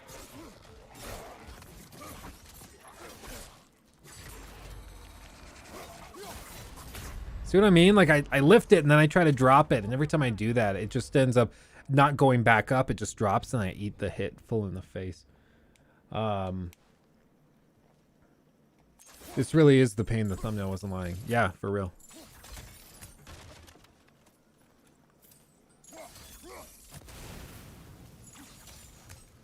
Did they just despawn? Why are they not here? I think they just despawned. That's weird. I have run into a few glitches here. I like I said, sent those glitches I ran into with the soft locks to the devs. And they said they were not aware of those issues, so they started working on them. But it's got a couple of little hiccups here and there. More than I remember there being in the 2018 version.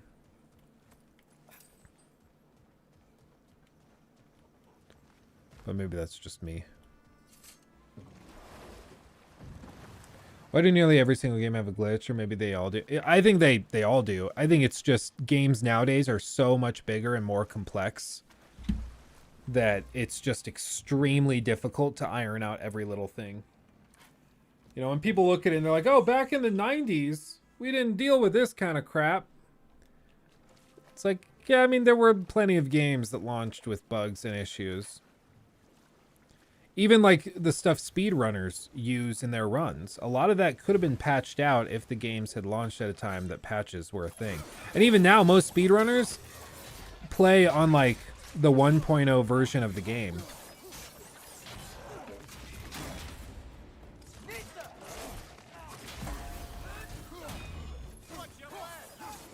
Yeah, these little things can die.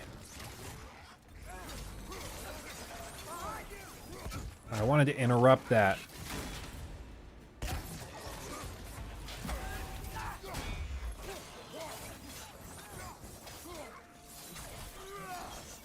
See, then he comes back from the water.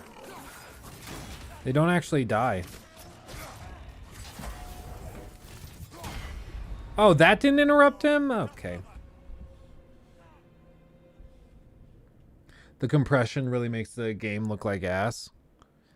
Yeah, and our bitrate is pretty high too. I guess let me, I kind of want to see what it looks like now.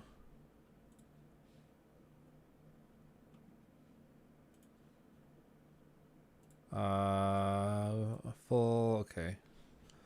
Now I'm gonna go back in.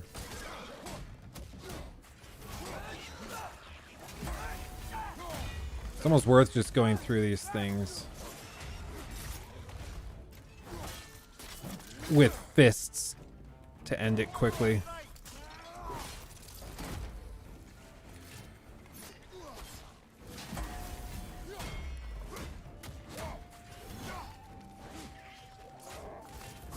See what I mean? Oh man, it drives me crazy. Is there some perk to improve that I'm not aware of?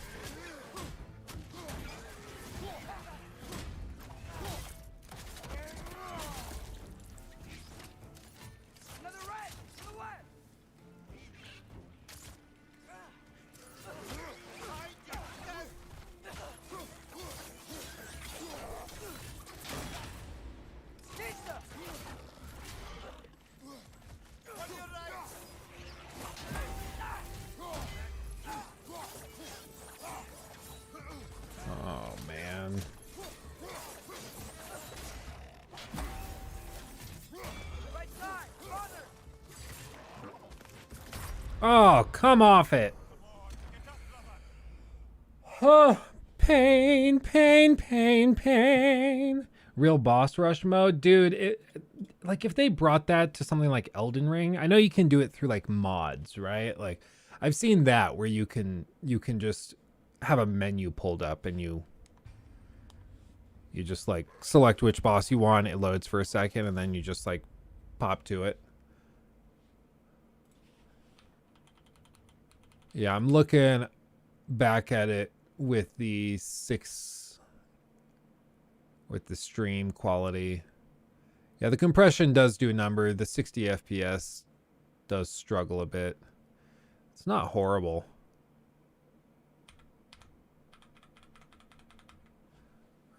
Weird.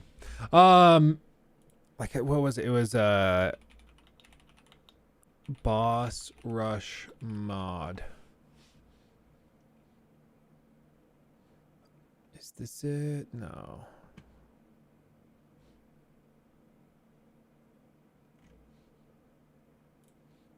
Is this the mod? No, this is just videos of people going through all the bosses. I don't know. I could have sworn there's a mod that lets you just boss rush through it. Maybe not. I don't know. You just turn down the difficulty if you want to. No, you can't. We're playing on Gimme God of War. And so if we ever turn down the difficulty, you can't go back. And I'm caught.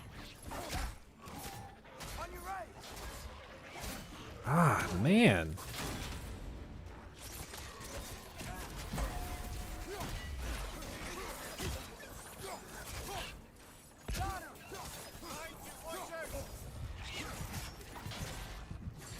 Jeez, dude.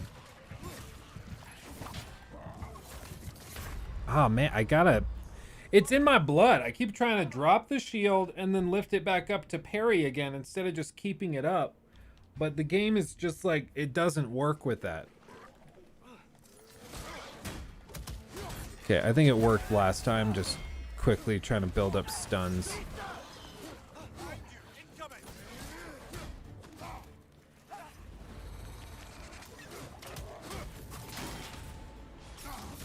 Jeez, dude. Like, what am I supposed to do there?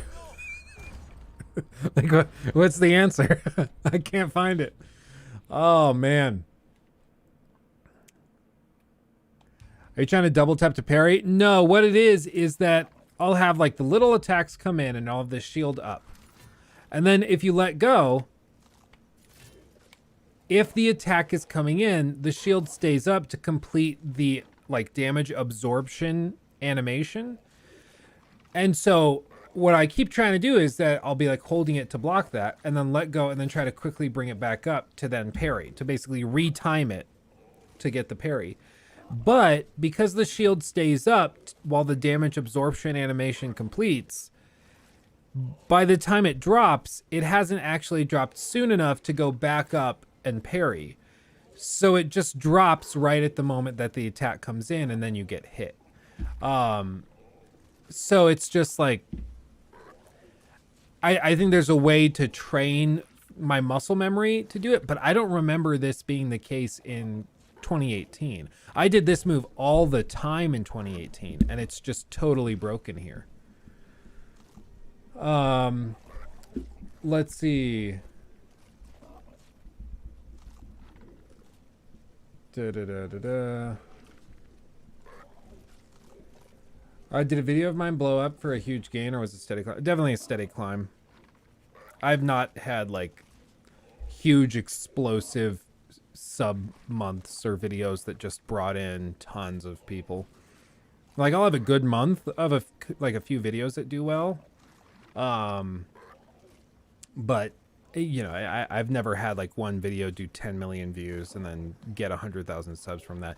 And honestly, it's probably good because a lot of those channels that have one video explode and then they get subs from that one video, they end up having trouble maintaining viewer counts and things. So there'll be a channel with like 300,000 subs with like 1,000 views on the last 5 videos, you know?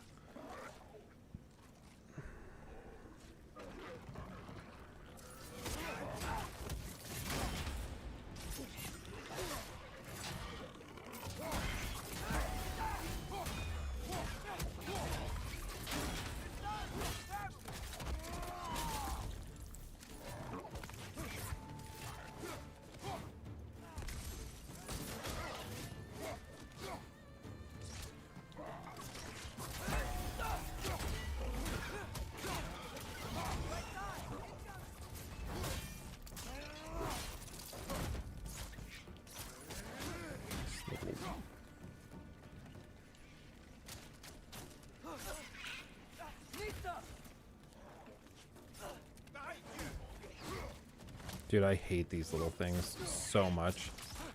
They're just there to annoy the crap out of you.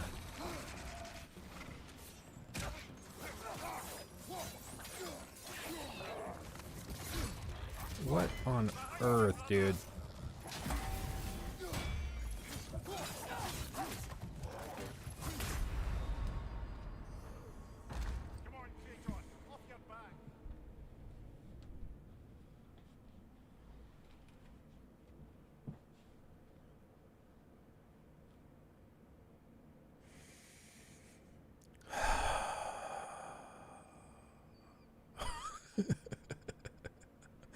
Tracking on them frogs attacks, ridiculous. We actually do. We have a reason to take a breather, and it's because the video is about to go up on the main channel, and in the video I do a call out for people to come over here to the stream and ask any questions they might have. So we will prep for that real quick, and then we can go back and continue suffering. Got to change the input over.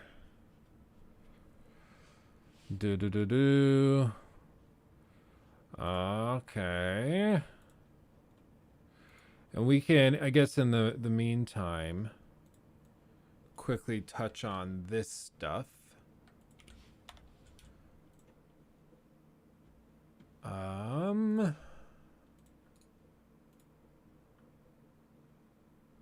Loading. Please hold.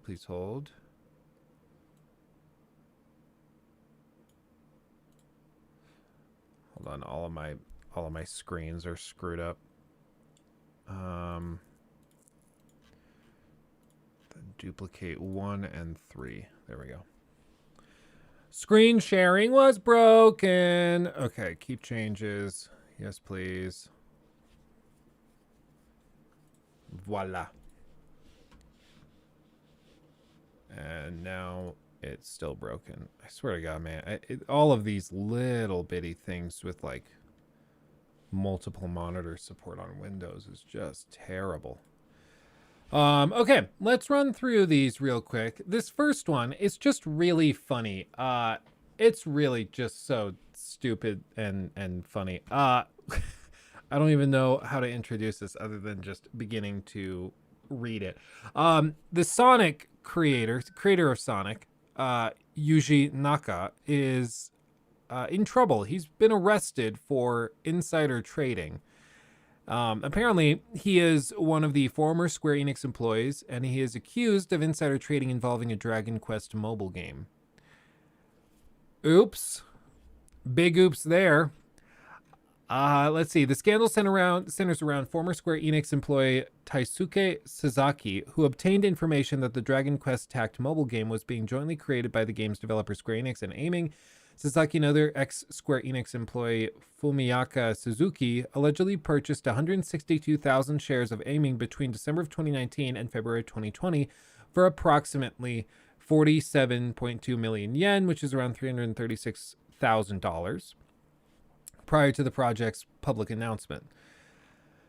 The problem is they were not allowed to do that because the public didn't know that. Naka was allegedly aware of the Aiming deal and bought 10,000 shares for about 2.8 million yen, or around 20 grand, before it was publicly announced. Yeah, this is tricky because basically, like, the argument that they have to make in court, I don't know how the laws work in Japan, which I believe is where this will probably take place, but they have to prove that he bought the shares because of that knowledge, and he would not have bought them otherwise. Like, all the time, people will buy shares in companies who might have heard whisperings. Like, well, might have heard whisperings. So with this, they have to specifically prove he was buying it because of that. What I would guess they probably did, if I'm being real, they probably got one of these guys, because it says it was two. It was Fumiyaki and then this guy Taisuke, and they probably got one of them or both to turn on the others and testify against each other. And so then they can testify, maybe even showing like text messages and emails and stuff where they're like, dude, this is going to blow up. We're going to be rich. Buy shares of this. And he says, okay, I'll do that. And then he buys exactly how many shares he said that he was going to buy. That's when these cases are foolproof, and that's when you're in big trouble. And this brings up all sorts of ethics questions also with like YouTubers and gaming creators who might have, like, say this is why I don't trade like stocks of companies that are publishing things on or publishing games and things that I'm reviewing at the time. And it's because, like, say for example, I own a bunch of shares of, I don't, like, Ubisoft, and I get a review code for Ubisoft, and I look at the game, maybe it's Assassin's Creed, it's like their biggest game of the year, and I look at it and I'm like, oh, this is like horrible and it's really broken and this is going to tank their stock, like kind of the Ghost Recon Breakpoint type of situation. Then I go and I open up a ton of short positions. You know, I sell a ton of calls on Ubisoft stock. That would effectively be insider trading, from what I would understand the laws to mean, because I'm using insider information that the public doesn't have to make these investment decisions. And so in that case, you know, I could be dealing with some major problems, especially because, like, when you're dealing with this large of, you know, these transactions, which are very large, you would have to disclose all of that, or people could look it up and be like, oh, Luke's open, like, he got a review code for this game and then he immediately sold all of his shares because he thought that the game was terrible and would tank the stock price. That's very suspicious, and that's why, like, whenever you do this type of thing, you just don't mess with it. There are other stocks to buy. Don't try to get tricky with it. I've seen some people say, you know, I think it was somebody on Discord a while back, like a couple years back. Was it Ubisoft? It might have been Ubisoft, because it was a game that I was reviewing, and I had said I was reviewing, and somebody was like, can you tell me if it's good or bad? I need to know if I should sell my shares before the game comes out. It was like, that's not legal, dude. I can't, like, there's a reason I don't say this. Like, it's fine if the review goes up, if the review embargo lifts, and then that information is disclosed to the public. It's like, hey, the game is ass and terrible. Don't buy it. It's horrible. And then I sell my shares, that's fine. But if I sell my shares before announcing that, that's market manipulation. That's a problem. So this guy's in trouble. This guy's in trouble. We'll see where that actually ends up. This is another story on Fallout New Vegas, Obsidian, a future Fallout New Vegas sequel. It's more of what we've seen before. Everybody talks about this all the time.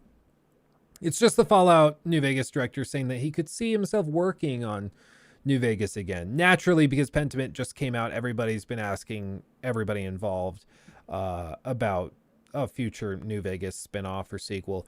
And what Sawyer, who's Josh Sawyer, who is one of the head honchos over there at Obsidian Entertainment, he said, quote, I love Fallout. I love that setting. I could see myself working on it again, but, you know, we'll just see where the future takes us. It's so, like, it's kind of honestly cringe that this is even a news story, if I'm being completely real. Because, like, of course, they would love to make another Fallout game. Of course, they would love it. And, of course, they can see themselves doing it. Right? Like, they clearly see that. But, like, this isn't really a story. It's just, yeah, I would like to, and that's it. You know? Like, I'm sure you would. I'm sure you would. When it happens, call me.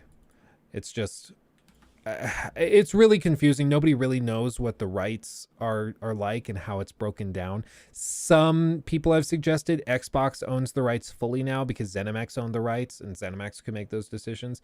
Other people were saying that Bethesda Game Studios owns part of the rights, so they have to consent to whichever company does a spinoff. So it's like really tricky and confusing. My understanding is basically that Fallout 76 was created so that they don't have to do a New Vegas thing again. And it's, people have mentioned it. Whenever you see people that are members of the core team at Bethesda Game Studios and you see their reaction to being asked about Fallout New Vegas, it's weird.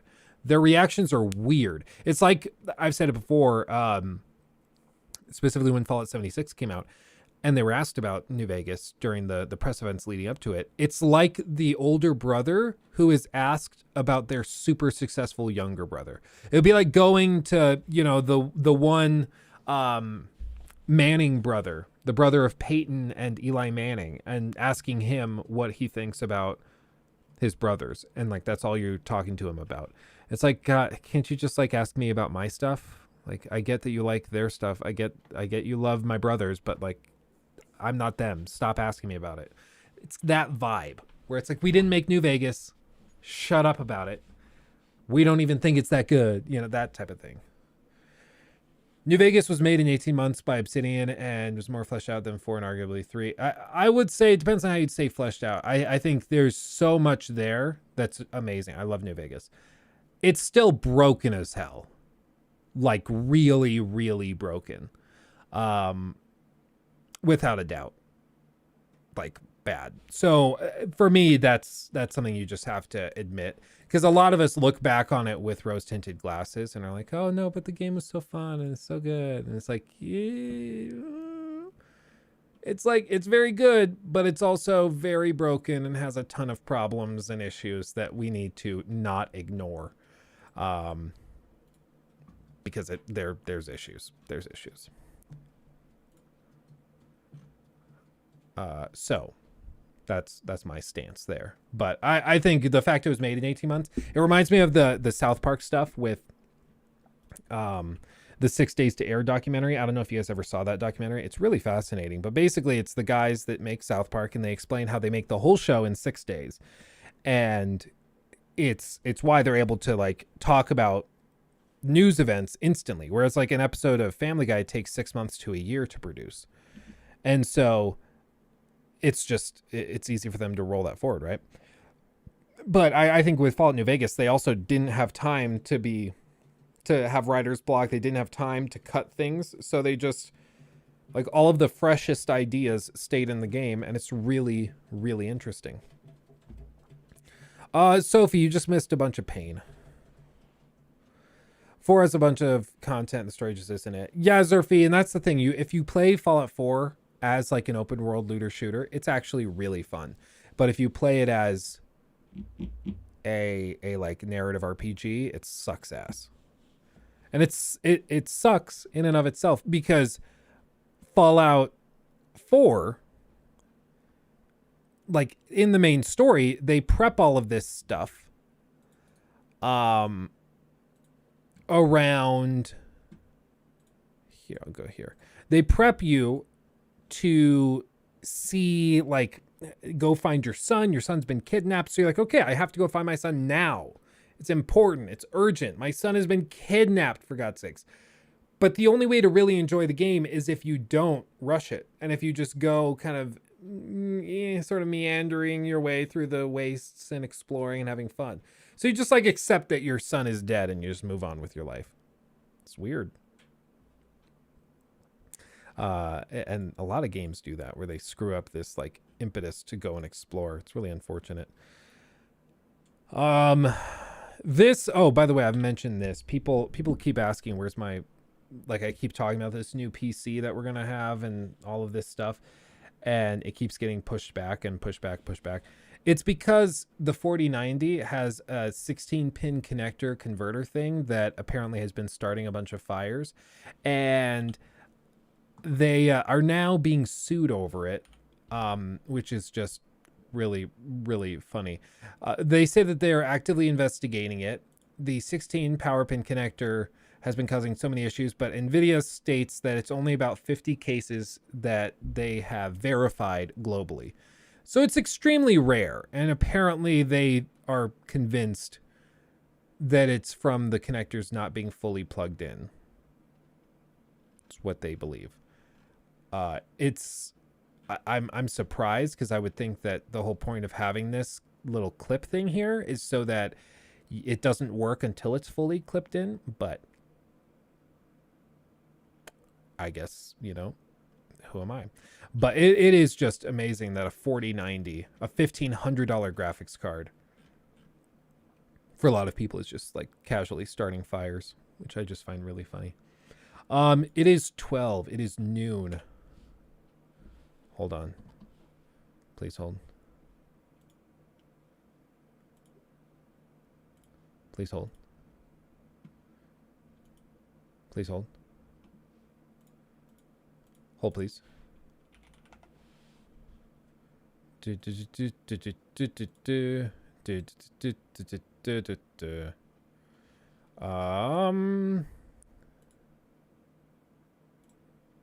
Hold on.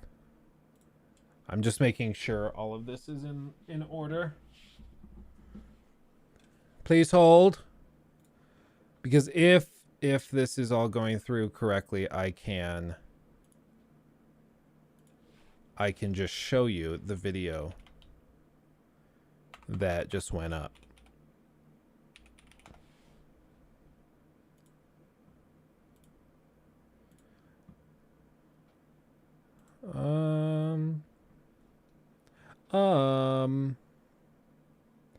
Ayo, Evil West. Yeah. So the Evil West review just went up, but I always like checking to see if other people's reviews are going up. Just so I'm not going crazy. Let's see. Okay. Let's do it. I can just play this and we can run through it. Because you guys are here. I think the game has a ton of issues, and honestly, I'm not that impressed. if I'm being 100 with you right now. I was really, really excited for Evil West. I'll be real. I was pumped for it. I wanted to love this game. I wanted to hype it up and be like, oh, this is one of the most unique games of the year. But it's actually just kind of bland. Evil West reviews. And then let me replace the game title. And then change that thumbnail real quick. Hold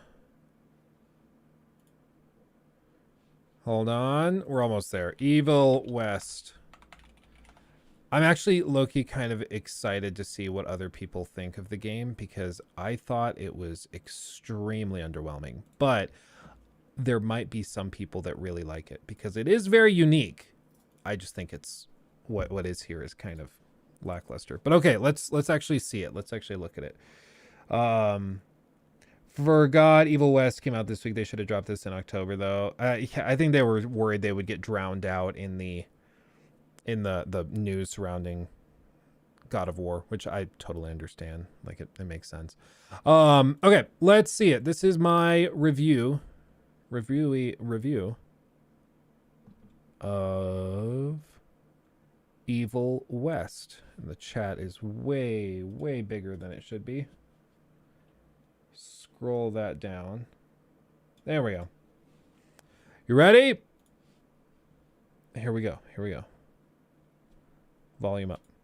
Evil West is one of the most unique games of this year, without a doubt. I mean, it's about a vampire slaying cowboy in the Wild West themed around old spaghetti Western movies. I mean, what more could you possibly want out of a video game? This is the latest game from Flying Wild Hog Studios, the same guys that did the Shadow Warrior series and Trek to Yomi, and it's being published by Focus Entertainment, which is the same company that put out A Plague Tale Requiem, which was one of my favorite games of the year. So I've had really high hopes for this game, and thankfully they sent me a review code, much thanks to Focus Entertainment, to check out the game and let you guys know what I think. Over the course of this video, I'm going to explain in as much detail as I can what I think about Evil West and why I'm pretty underwhelmed at what's present here. We're going to keep it extremely light on spoilers. We'll be showing pretty much only things that have been shown off in trailers or on the official website.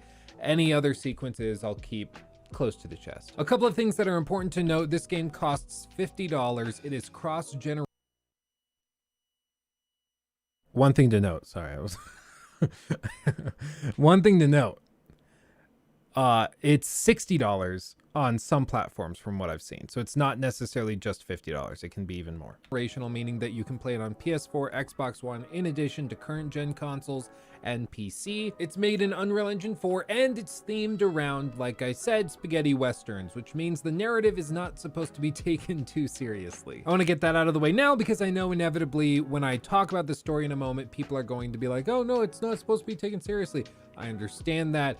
Even still, there are some things to talk about. Now, in honor of the spaghetti Western theme, I thought it would only be appropriate to break this down into the good, the bad, and the ugly. As for the good, I want to praise the theme here. It's really interesting. The best way it's been described to me, and that I could describe it to you, is to say that it's a Wild Western cowboy doom crossover. You're a rough and tumble cowboy that has an arsenal of crazy, futuristic, and also steampunk-styled weapons, and you fight vampires and all manner of monsters and creatures along a journey that leads you across America in an attempt to prevent the vampiric takeover of the country. And like I said, this is one of the most unique games of this year. I really like the premise of this. Oh, Jacob didn't fix this. I sent him a note on this. I'm looking at the wrong camera because I have another camera here. I sent him a thing. I was like, just put some footage over this so I'm not just staring at the wrong camera. Oops. It's weird and interesting in the same way that like Abraham Lincoln Vampire Hunter is interesting. Like, it doesn't make sense, but it's also kind of cool and you like it. Furthermore, I think I need to praise the initial impressions of the combat. It is dynamic. It can get extremely hectic, especially on the top difficulties. There is some genuine challenge here if you want it. And this explains the wide range of total gameplay times that were described to me by the developers. In the review packet, they said that this game could take anywhere between 10 and 15 hours to get through. That's a pretty big spread. I mean, like, it could take you 10 hours or 50% more than that. Like, that's a wide margin. I can say playing on the normal difficulty, this game took me 10 hours and 22 minutes to beat. I explored all optional pathways, I unlocked cosmetic options, full suits of different cosmetics, every weapon, I fully upgraded my character. I felt like I did everything I could do in one playthrough of the game on normal difficulties, and it took me just over 10 hours. However, when I experimented with the very hard difficulty options, I understood how this thing could take you another 5 hours to get through. It is extremely punishing on the high difficulties. I haven't tested it enough to say whether or not it's actually fair, but I will say if you want the challenge, it's certainly present. But honestly, that's where I kind of run out of positive things to say, unfortunately. Well, the story falls flat almost immediately thanks to extremely uninteresting characters with little to no personality behind them. I do want to say this is something that like you cannot stress this enough. The characters are extremely flat, and people will inevitably come in and say, oh well, it's because like the spaghetti western, you're not supposed to take it seriously. And it's like, yeah, it's not supposed to be taken seriously, but it's also like it's still flat. Like that's not a get out of jail free card, you know, but people inevitably say that kind of thing. Also, this documentary on the weaknesses of Ken Hovind, also very good. Jacob left a couple of things in here that are just kind of funny.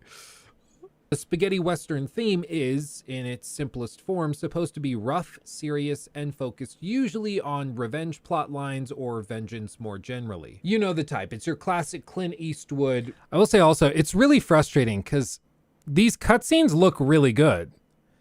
They look great. But then you transition into the gameplay, and the gameplay looks not horrible, but it looks markedly worse than the cutscenes. So constantly, every narrative moment are just like, it's this like yo-yo of like, oh, that looks really good. Oh, it sucks. Oh, it looks really good. Oh, that's so much worse. You know, you constantly go back and forth between it.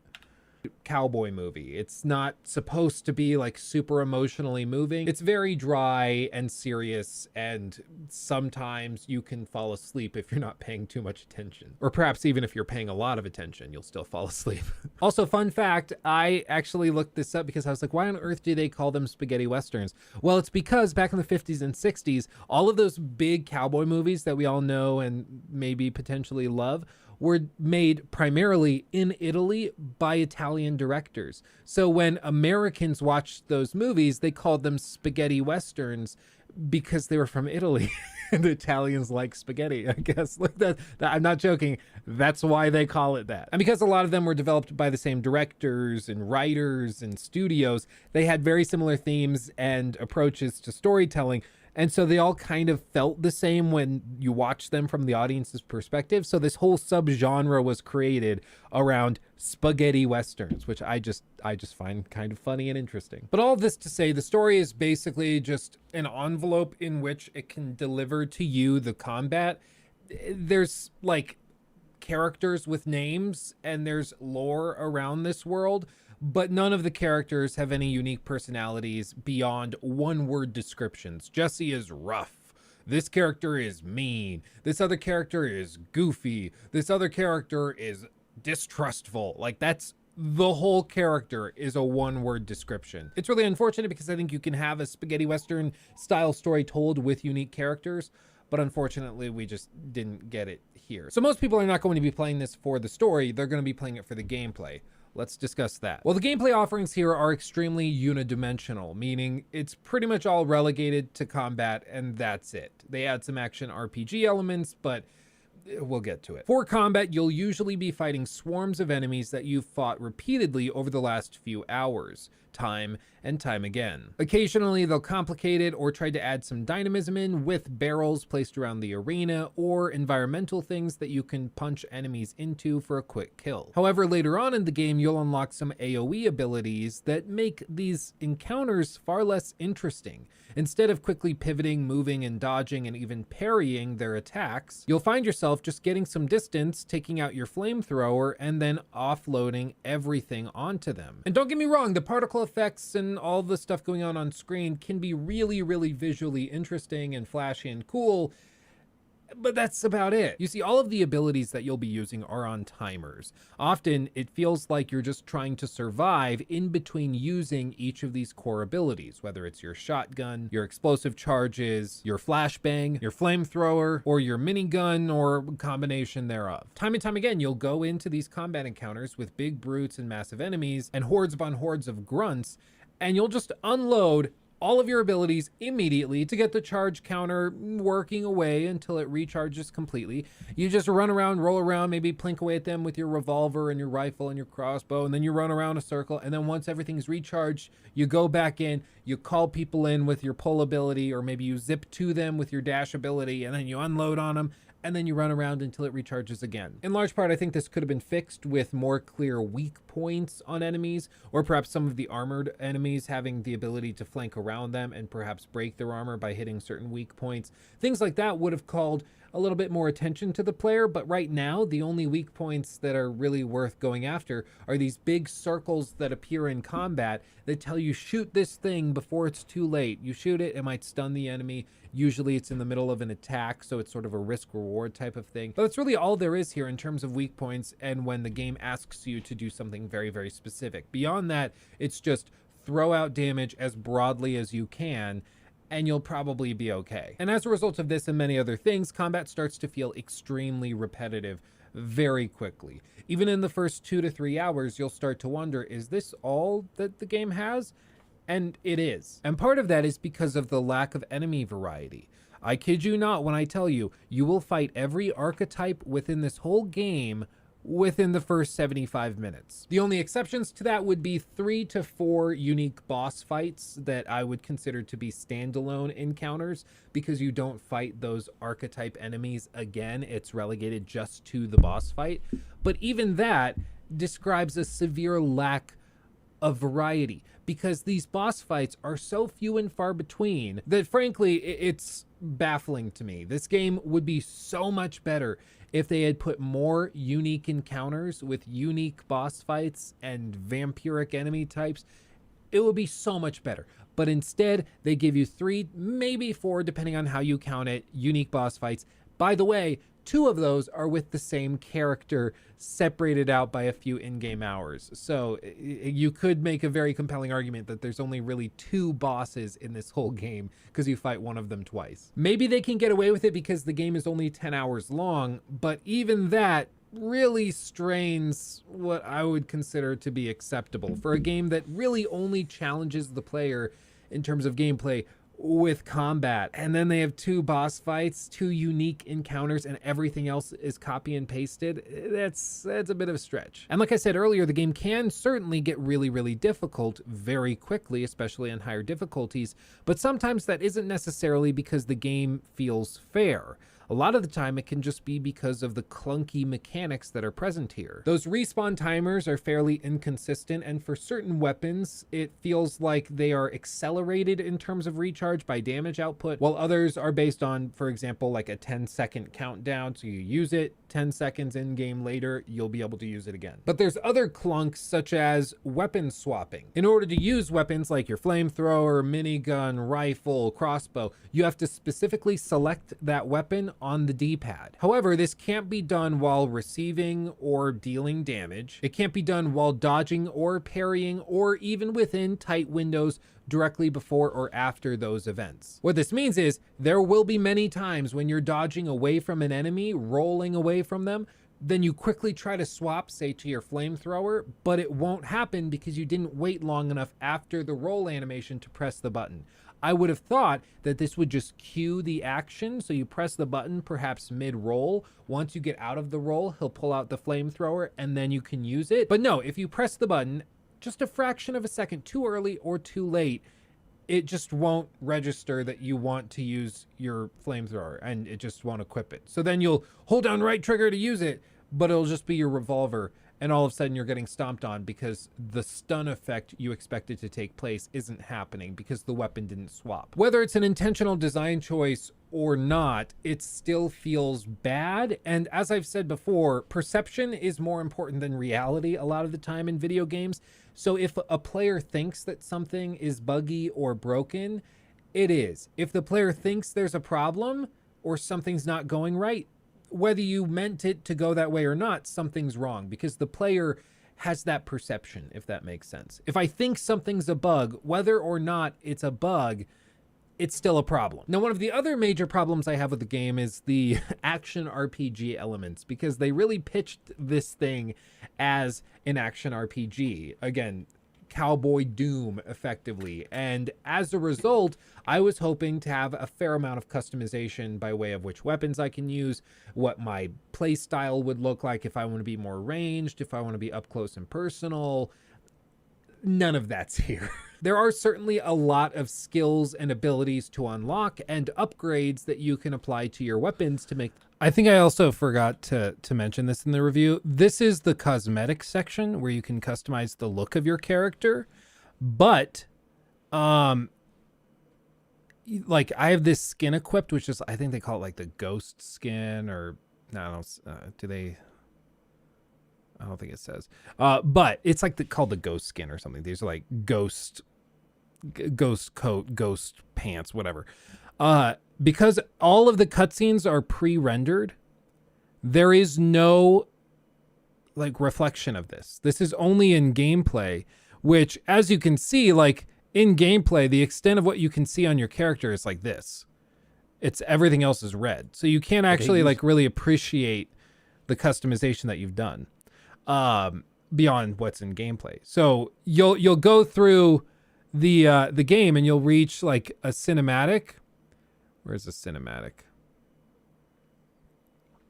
Oh yeah, and there's other clunk like this. I'll get to the downright ugly.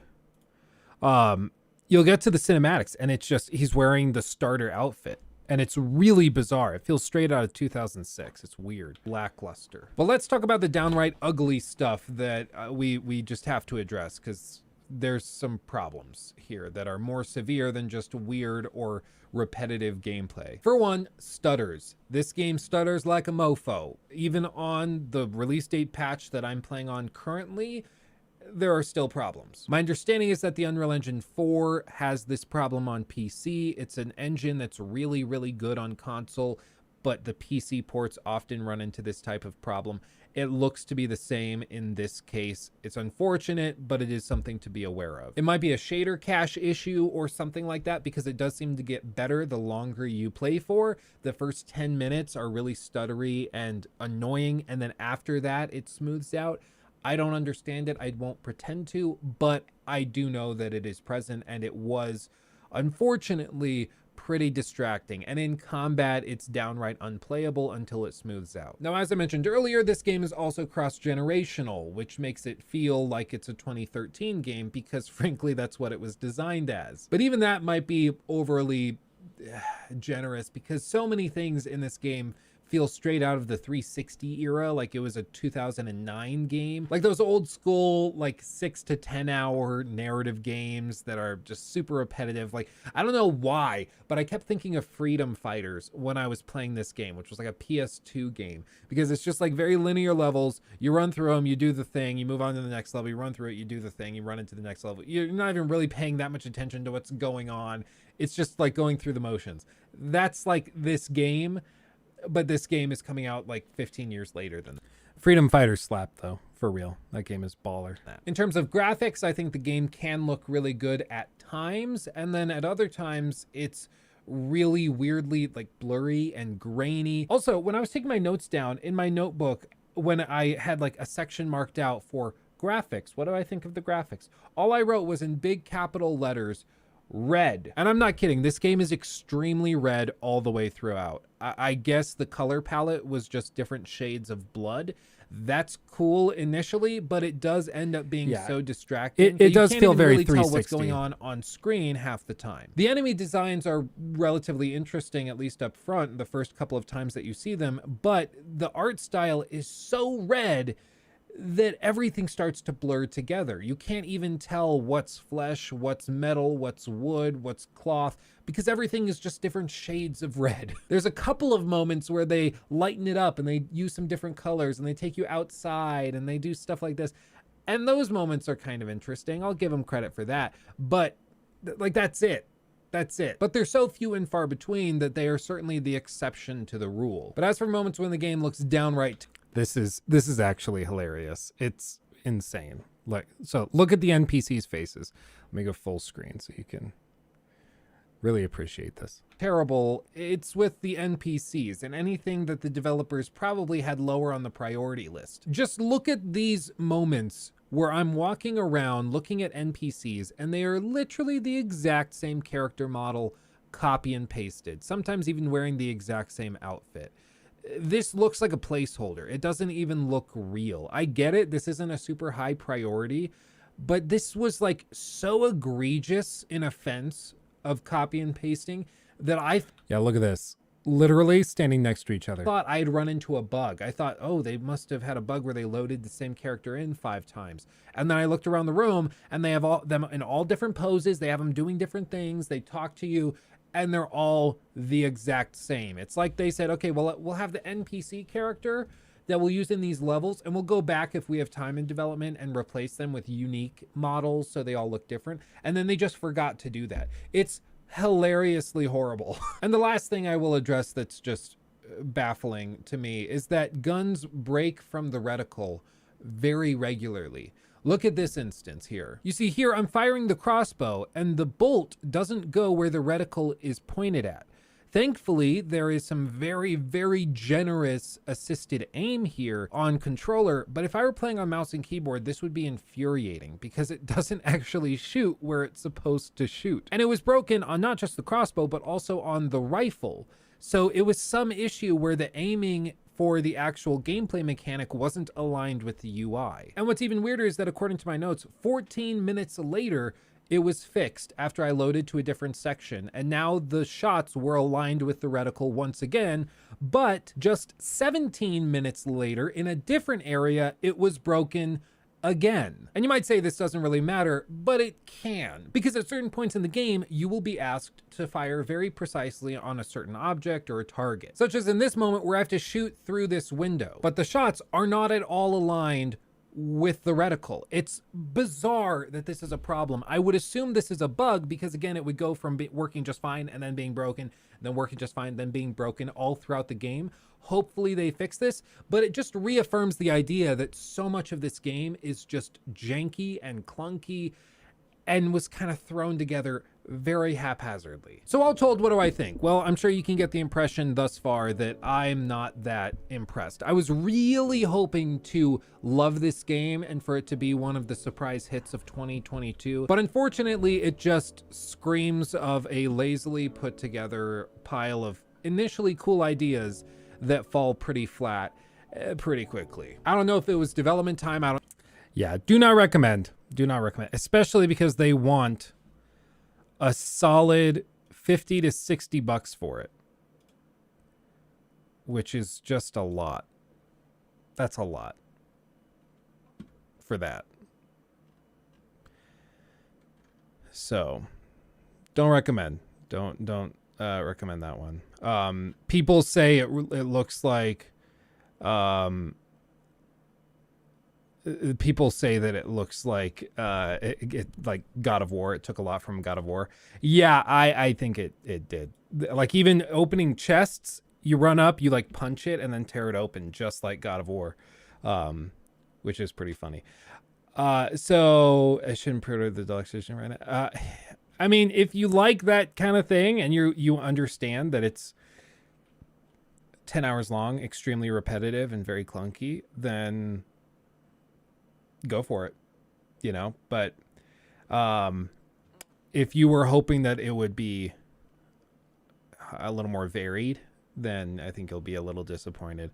And literally they've shown off everything except for like the final boss fight. They've leaked and shown off in trailers and spoiled it, which is amazing. But like, this is the type of game that is built for Game Pass. Like this would be an easy, yeah, give it a shot on Game Pass. 10 hours, spend a weekend going through it. It'll be fun. It'll be fun. But for 50, 60 bucks, that, man. So I would guess they bring this to Game Pass in like a month or two. Honestly, I don't think it'll take very long. But I mean, everything these guys, I think Shadow Warrior also did not do well. It got like 6 out of 10s. So it's just this developer puts out like very mid games on the reg, and it's just their modus operandi. Like that's just how they roll. I mean, let's see some of these other reviews for it. Gamer No, I've never heard of these. One of the year's most shocking surprise gives us an entertaining story and incredibly funny because it's evolving gameplay. It's always awkward when you're the one person that gave it a really good review and everybody else thinks it's really bland and meh. Let's see. I've never heard of any of these either. Game Watcher, I think I've heard of them. Old school sensibilities aren't what drags it down, although its linear levels might not appeal to everybody. Its combat feels glorious when it clicks, but struggles to find its stride, resulting in a fun but rather unremarkable adventure. Yeah, that's a good way of putting it. While a lack of polish in terms of smaller details like NPC models and cutscenes makes it harder for it to properly stand out. If you're looking for an excuse to brutally execute vampires with an arsenal that looks, sounds, and feels great to use, there's enough fun here to warrant picking it up. As long as you keep its flaws in mind. Regardless of how you choose to play it, Evil West feels like the best version of the AAA B-tier game that we don't see as often as we used to. This, I do think, is a really funny way of describing it. Because it is like... I don't know. I think nowadays it's really easy to just say, well, it's $60 or it's $70. So you've got to compare it to Elden Ring and to God of War. And... certainly, I think, like, in terms of price, you can do that. That's fine. But in terms of quality, there's clearly a huge space between little indie games and, like, you know, Elden Ring. Clearly, there's a huge space between those. And not many games go for the middle of that pack. And it seems like a lot of publishers are kind of scared to fund projects that are going to end up in that middle section. And so you end up in situations like this where there's just some weird choices made and it's not super polished, but you know, they're doing okay. I think they're going, the developer's doing okay. I think they're probably going to make a profit from this because enough people are probably hyped about it, and then they'll bring it to Game Pass and they'll make some decent money there. So there, NME, dumb, fun, and full of Western slang, Evil West has snuck out into a crowded release season with a unique selling point, fun with very little nonsense. I'd say there's probably a lot of nonsense, but, you know, that's just me. DualShockers, for all its superficial swagger, it'd be remiss to call Evil West a case of style over substance because there's a deceptive amount of substance to its combat system and the vibrant world it's set in, just the amount you'd want in such a game. It's a good game for a while before its relentless pace runs of steam. I think it's supposed to be out of steam. In the final third, when repetitive, tiresome battles highlight the limitations of a mostly solid combat system with the ability to play the entirety of the campaign in co-op, however, with approximately scaled enemies, I wonder whether spreading the relentless heat between two players could actually be the best way to play the game, and I plan on finding out soon. This is one thing I mentioned in the review. We kind of skipped over it. I asked them for a co-op code. I asked them a few specific questions about co-op, like if it was cross-platform, if you could play with somebody on PlayStation if you're on Xbox, vice versa. And they never responded to me. So I don't know how co-op works. I don't know if it works. I don't know if you can play with friends on the same or on different consoles. I have no idea. And that's worrisome because even this sounds like I plan on finding out soon. So it sounds like they didn't even get an answer or a secondary code, which is really weird. IGN, Evil West is a refreshing blast from the past that nails the most important parts of its old school vampire hunting action. The combat is smooth and its weapon options are ludicrously entertaining, but low enemy variety and overly similar level layouts can grow somewhat monotonous after a while. This is far from being the most complex or innovative game I've played, but every so often you just want to have some fun smashing in monster skulls. Yeah. Evil West delivers on its big dumb action game premise for better and worse. It's a good way, yeah. Oh no, does Polygon have a cringe take? Not Polygon. Not Polygon, no. Yeah, like even this is like the top tier archetype vampire that you fight in the game repeatedly. Like it's the first boss fight and then they immediately start copying and pasting it everywhere. You'll have it like all over the place.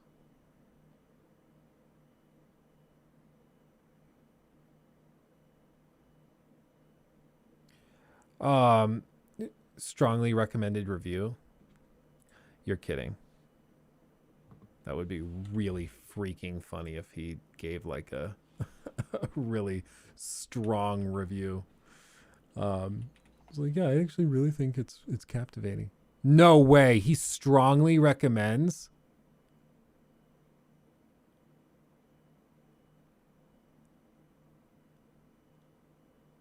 What game did he play? What? How much did Raycon pay him to say that? Okay, I gotta hear this. This is cringe AF. What on earth? You know, win me over. This video is brought to you by Raycon True Wireless Earbuds, who are offering huge savings. I do not care. It wasn't a particularly great game, but it was beautifully framed, loving homage to that era of Kurosawa cinema. A few months before that, they put out Shadow Warrior 3, a first-person shooter that obviously draws a lot from the Doom formula, but strikes a far less self-serious tone. This one met middling reviews owing to some technical challenges and the fact that it felt a little derivative in the modern era. I wonder if Flying Wild Hog's latest release, Evil West, might meet the same fate. This is a linear, mission-based, third-person melee action game where you move from arena to arena, punching and shooting vampires until there's no vampires left to punch or shoot. Throw in some light puzzles, some flashy cutscenes, repeat for 16 missions over roughly 10 hours, and that's the game. Unremarkable by any standard in which innovation is a primary metric, but let me tell you, Evil West, absolute banger. So Evil West is not going to forever change the landscape of video games. It's not going to win a BAFTA. No one's going to write a book about it. Evil West will leave no cultural footprint because it's not trying to. It's just trying to be a straight up cowboy versus vampires action game. It's the video game equivalent of like Zombieland. That movie rules, right? Did it win any Oscars? No. But if I said to you, hey man, come over and we'll eat some pizza and watch Zombieland, you'd be like, fuck yeah man, I love that movie. And pizza. That's Evil West. Top tier popcorn cinema and pizza. But just because Evil West is unlikely to spawn a new subgenre of video game analysis essay doesn't mean that there isn't a huge amount going on under the hood here to make it work as well as it does. This game has some top tier sound design. Its presentation factor is punching so far above his weight that I'm always wondering how much it would have cost to make all these cutscenes. It's No, I'll wait. I'll wait. I'll wait. Hold on. I'll stop. Yeah, the shill up version. visually spectacular, achieving a tremendous sense of place in each of its distinct locations. Well, I just wanted you, like, I tried very hard to show you examples of when things weren't working right and the problems I have. So I'm excited to see what he touches on, or if he just doesn't touch on some of these things at all. I don't think he's mentioned price yet, which for $50, it was $60 if you're getting on next gen consoles. It's like, it's a steep ask. It's technically flawless, running at a rock solid 60 FPS at 4K. Did he just say it's technically flawless?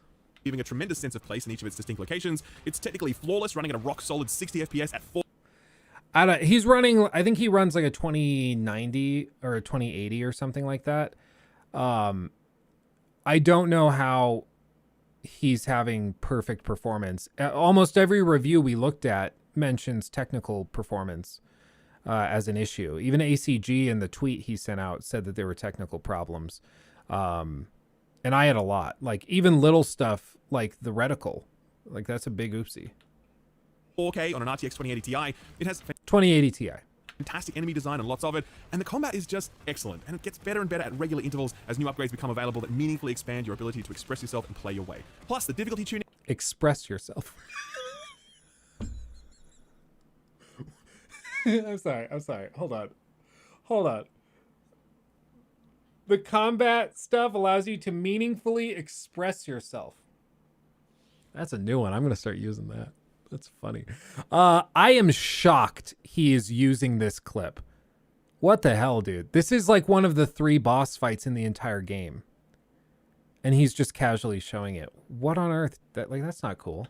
Is pitch perfect, and oh man, there's just so many things. In many ways, Evil West feels quaint. It has a lot of Xbox 360 energy. There's no live service, no in-game spending, no open world, no elaborate RPG systems, no thought-provoking narrative. It's just a gruff dude, some cutscenes, and some levels. For many, that won't be enough. They'll want something bigger, more elaborate, more ambitious, more innovative. That's fine. I like all that stuff too. But I also like it when a game aims at just a few things and then nails every single one of them. That is what Evil West nails every single one of that. That's a strong disagree. Is doing, and it's such a great surprise, and I love it. A ghostwriter for this one. Can you imagine?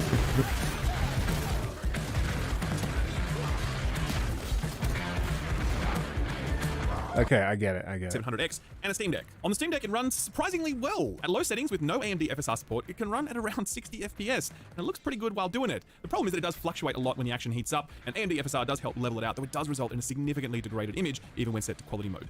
There's lots you can do to tinker with this. Base settings, FPS caps, AMD FSR, whatever your tolerance is for some fluctuations, you can tinker with it until it feels right for you. Bottom line though, it's more than playable on Steam Deck. I still don't recommend playing most graphically intensive games on deck, but at a pinch, it's a decent offering, and you will certainly be able to enjoy this game on Valve's handheld. On PC, I was genuinely blown away by how well this ran, so as I've said many times before, the 2080 Ti...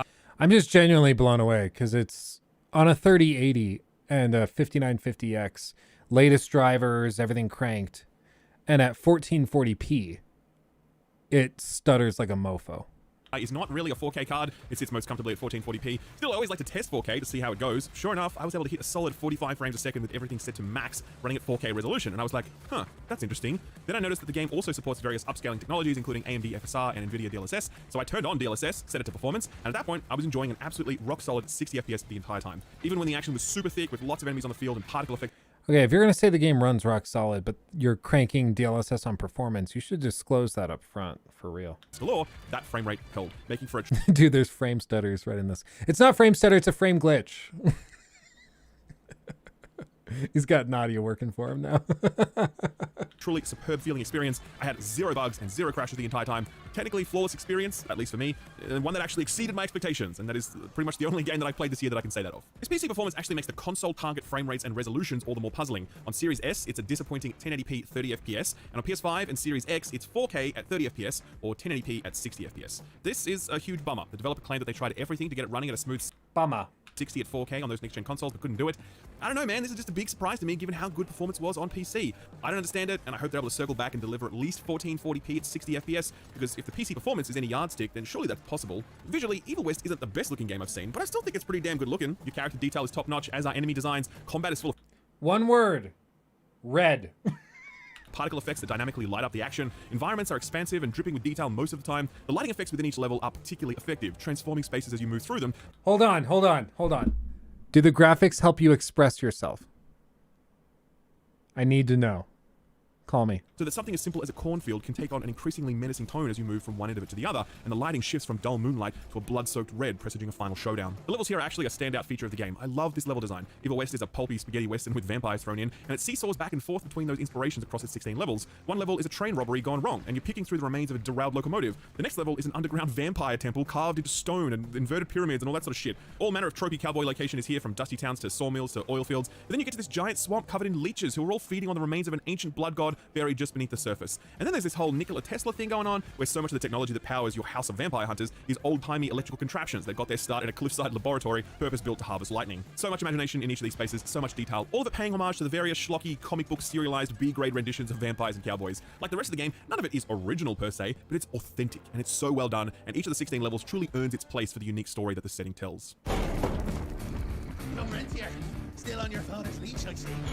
One of the other big surprises that Evil West delivers is its story, or more specifically, the presentation factor for how that story is told. So the long and the short of it is that vampires, and stop me if this gets too complicated, but vampires are bad, and some cowboys need to kill them, as many times as it takes for them to stay dead. You play as Jesse Rentier of the prestigious House Rentier, an organization government sanctioned and funded to stop the threat of the unliving, whatever form they may take. You work for your father, Old Man Rentier, and he's grooming Jesse for the top spot, which basically involves the guy he just showed when he said father is not his father. I don't know why he showed that person. A desk, and Jesse isn't much for that idea, because he knows that his ass belongs not in an office Yeah, that's not chair, yeah. but in a saddle, riding towards the next vampire outbreak so he can curb stomp and dismember as many of them as possible. Anyway, disaster strikes one day at the Rentier mansion and falls to Jesse to not only slay the vampire responsible, but save his father in the process. So this is not a great story in the sense that you can guess a lot of what's coming from a mile away, and it's pretty cliche, but it's still cool. It has some twists and turns I wasn't expecting, and most notably, it has some characters who are really memorable and really fun to listen to. Characters you really hate because they're assholes, or characters you want to see more of because they're badasses. All the He thinks the writing is good. I don't know how to help you, dude. I don't know what to do. The graphics seem to express the same way a dog's...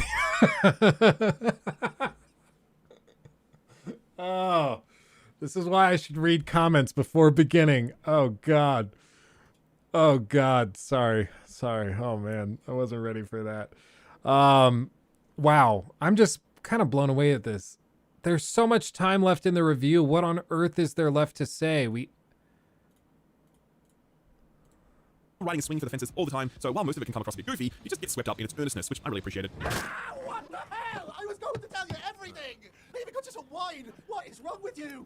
Sorry, Chester, force of habit. What did you want to tell us? But yeah, man, the cutscenes. I wonder how much Flying Wild Hog spent on these. Every mission has a good 2 to 5 minutes of really detailed, high-quality pre-rendered cutscenes, like we used to see back in the day on the 360 or whatever. They look awesome. I love them. I was always so excited when a cutscene would start rolling because I knew I was in for some over-the-top cowboy vampire melodrama, but also because I was going to be in for some visual spectacle. These awesome character designs combined with the production value of these visuals makes for some great eye candy, and I'm not at all ashamed to say that I was super into it. Same goes to the voice acting. There's some great performances here, not Game of the Year nominee worthy, but really cool. Every actor giving the role 110%, and it helps sell the whole package even more. So you've got a story that's going all in on vampires versus cowboys. You've got some great characters voiced by actors who are really chewing the scenery in every moment, and you've got a set of cutscenes that look like Flying Wild Hogs wrote a blank check to the cutscene team and said, "Go for your life." It's rare the presentation comes together as well as it does here, especially outside the AAA space. This is a AA game after all, but its presentation is punching far above its weight. And no small part of the joy you'll take away from Evil West is just how fun and impressive it is to watch this story unfold. When your work is done at the end of a level and you've beaten the boss, you will be excited for the cutscene that's about to start rolling, not because it's deep, compelling storytelling, but just because it's fucking cool, and that's more than enough for me. Oh my god, time for the stop. With 3 categories. The combat. I had way too much fun with the combat in Evil West, partly because I feel like it's tailor-made for me and what I like. So when I reviewed God of War, I kind of outlined that there were 3 categories for melee combat. You're slow and punishing Souls-like, you're fast and expressive character action games, and in between them is God of War, which is very evenly paced, very forgiving in many aspects, and very approachable. You don't need to study God of War's combat to be good at it. You can produce some pretty amazing combos and spectacle with little effort. It lacks the depth and longevity of other combat systems, but it's fantastic for games where a one-time playthrough is the intent. Evil West combat is very, very analogous to God of War's combat. It has the same offset over-the-shoulder. Analogous. Oh, wow. I don't know, man. Oh, and then the big Raycon ad at the end, naturally. I don't, oh man, I don't know if I can sit through another 15 minutes of that. To be clear, it's totally fine to just have an honest disagreement about games. Like if he just really liked it and I didn't, cool. Cool. Top comments on the video though. Hold on, look at these. This is the most 7 out of 10 energy I've ever seen in a game. And I mean that as a compliment. I guess, yeah. It's like, it's unashamedly 7 out of 10. Like it just embraces it. Dark West on PS2. Oh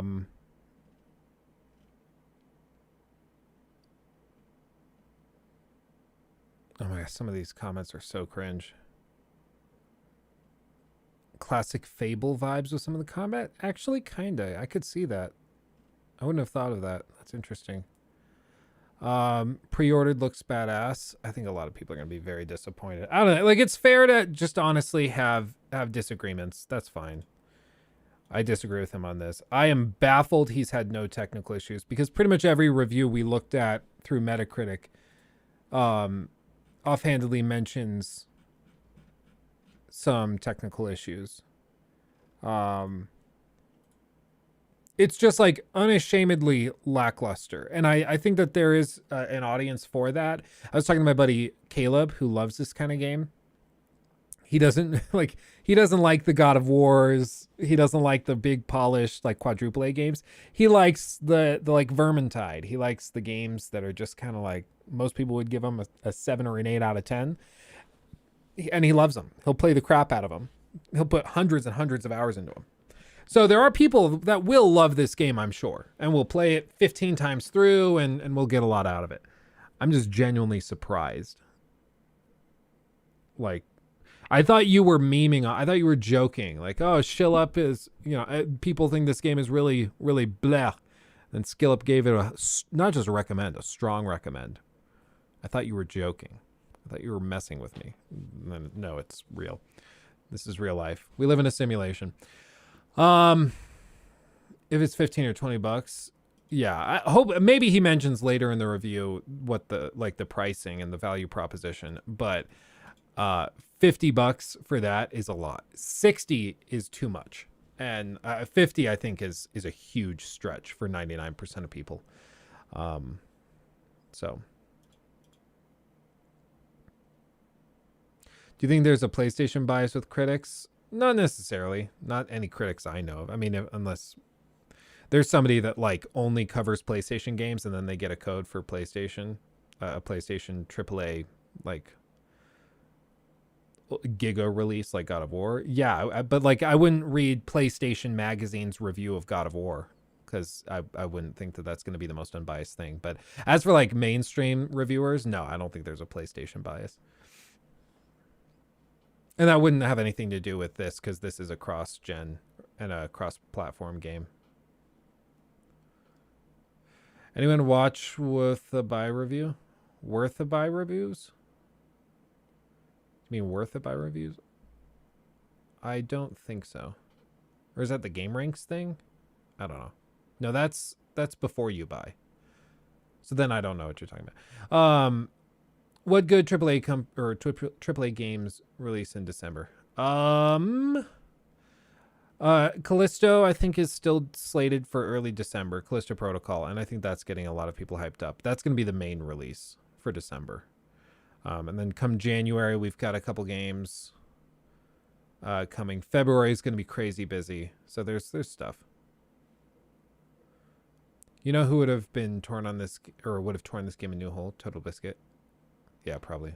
We need him now more than ever. It's okay to disagree, but with reviews especially, I do think you need to bring up value propositions, because oof. Callisto Protocol makes people shit themselves. Oh, well, we'll see. We'll see. I know maybe I'm just a cynical prick, but I am genuinely concerned about the performance on PC. Because every time they've shown off the game, it's looked kind of like stuttery, and frame timings are weird and things like that. So I'm genuinely concerned about that. Because if the footage they captured and are including in their trailers, if that's stuttery, what's the non-selectively chosen stuff gonna look like, you know?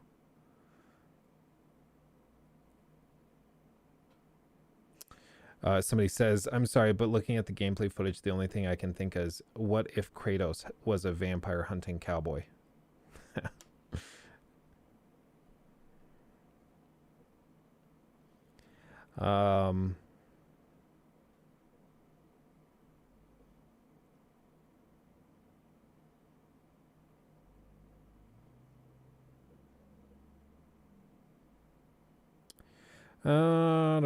Is Weird West a banger? No.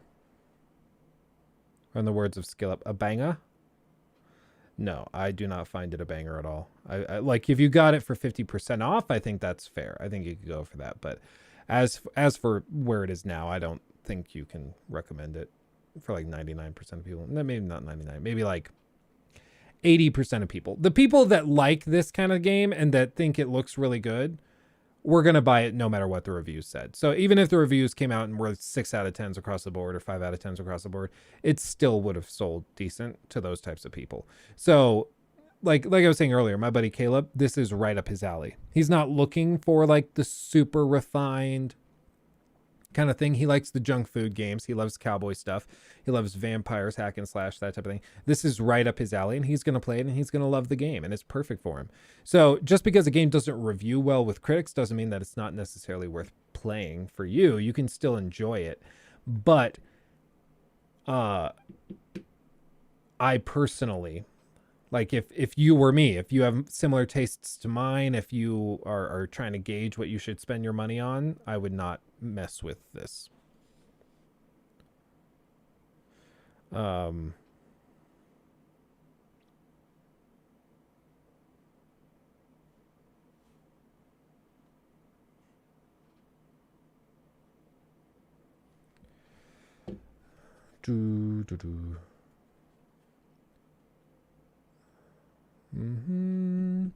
helped make Dishonored 1? That explains some of the looks of the main characters, because the art style is kind of similar in terms of like facial structure. They kind of look like that. Solstice? No, I did not. Do you have also this kind of guilty pleasure game like your buddy? My guilty pleasure games are like simulation games or like RTSs and strategy games.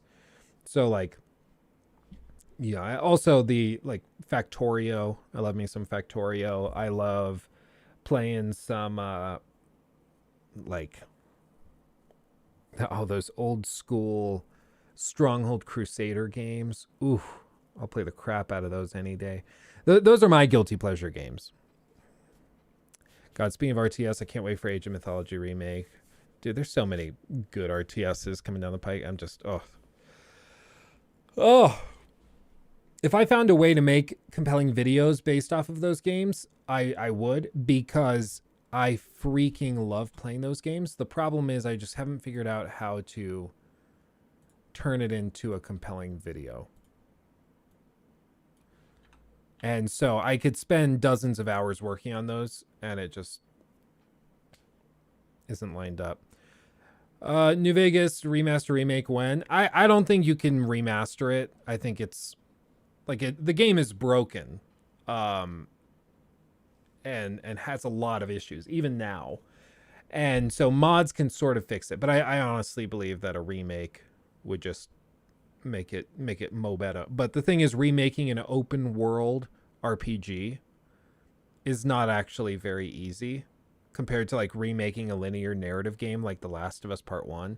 So I would be shocked if they ever remade it. Remastering it, like what can you do? You're going to rework like textures, you're going to swap out some character models. Anything you do to that game, people, if it's just a remaster, people will be upset you didn't just remake it. They're going to be like, so the shooting still sucks. So yeah, the shooting still sucks, but it's a remaster. Like if you want the gunplay reworked, if you want the combat reworked, if you want them to put in like the Fallout 4 combat stuff into Fallout New Vegas, if you want them to redo the enemy AI and the load screens and all that, that's a remake. That's not a remaster. And that will take like 3, 4, 5 years to bring it up to modern standards. And I think it would sell very well, but still.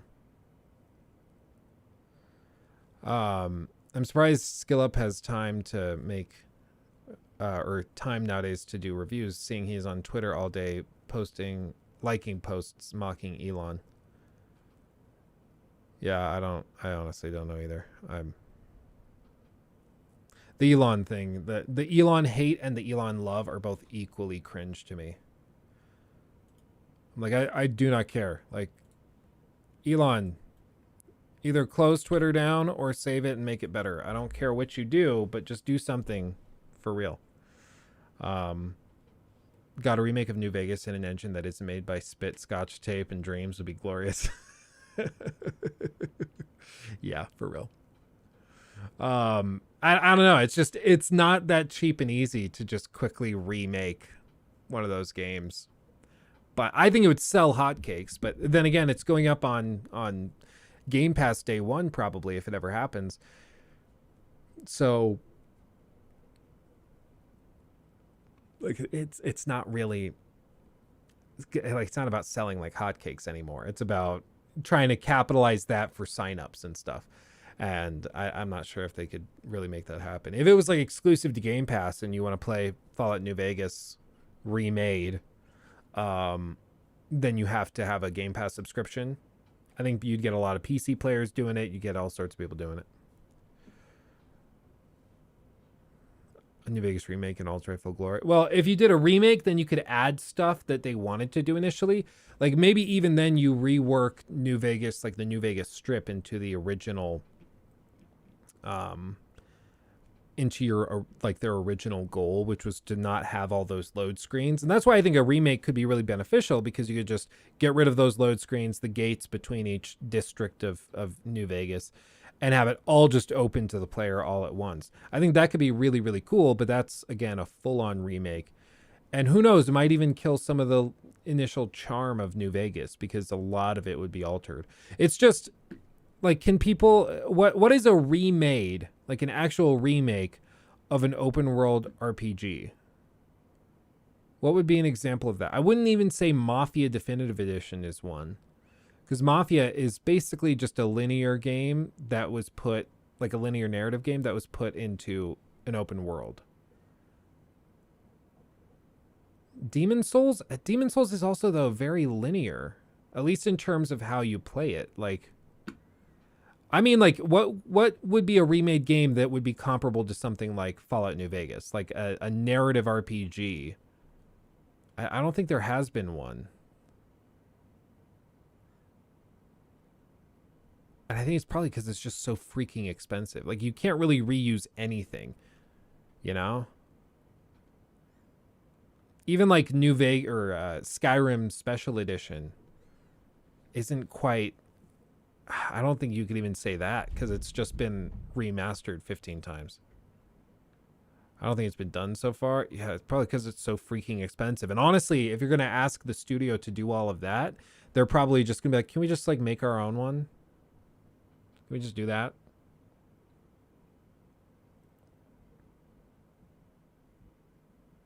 I don't know, man.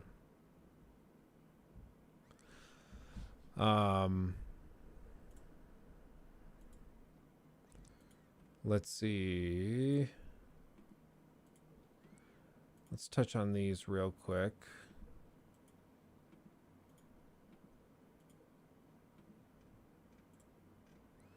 I'm sorry, this last story is like actually hilarious, and I just find it so stupid and funny. It's so funny. Okay, real quick. Phil Spencer, quote, said he would be comfortable with Call of Duty remaining on PlayStation for a little longer. This is a major typo. Phil Spencer would be comfortable with Call of Duty will remaining on PlayStation for longer. What? Okay. The point is, basically, he said, Spencer noted in an interview, quote, this idea that we would write a contract that says the word forever in it, I think is a little bit silly. Continuing, he said, but to make a longer term commitment that Sony would be comfortable with, that regulators would also be comfortable with, I have no issue with at all.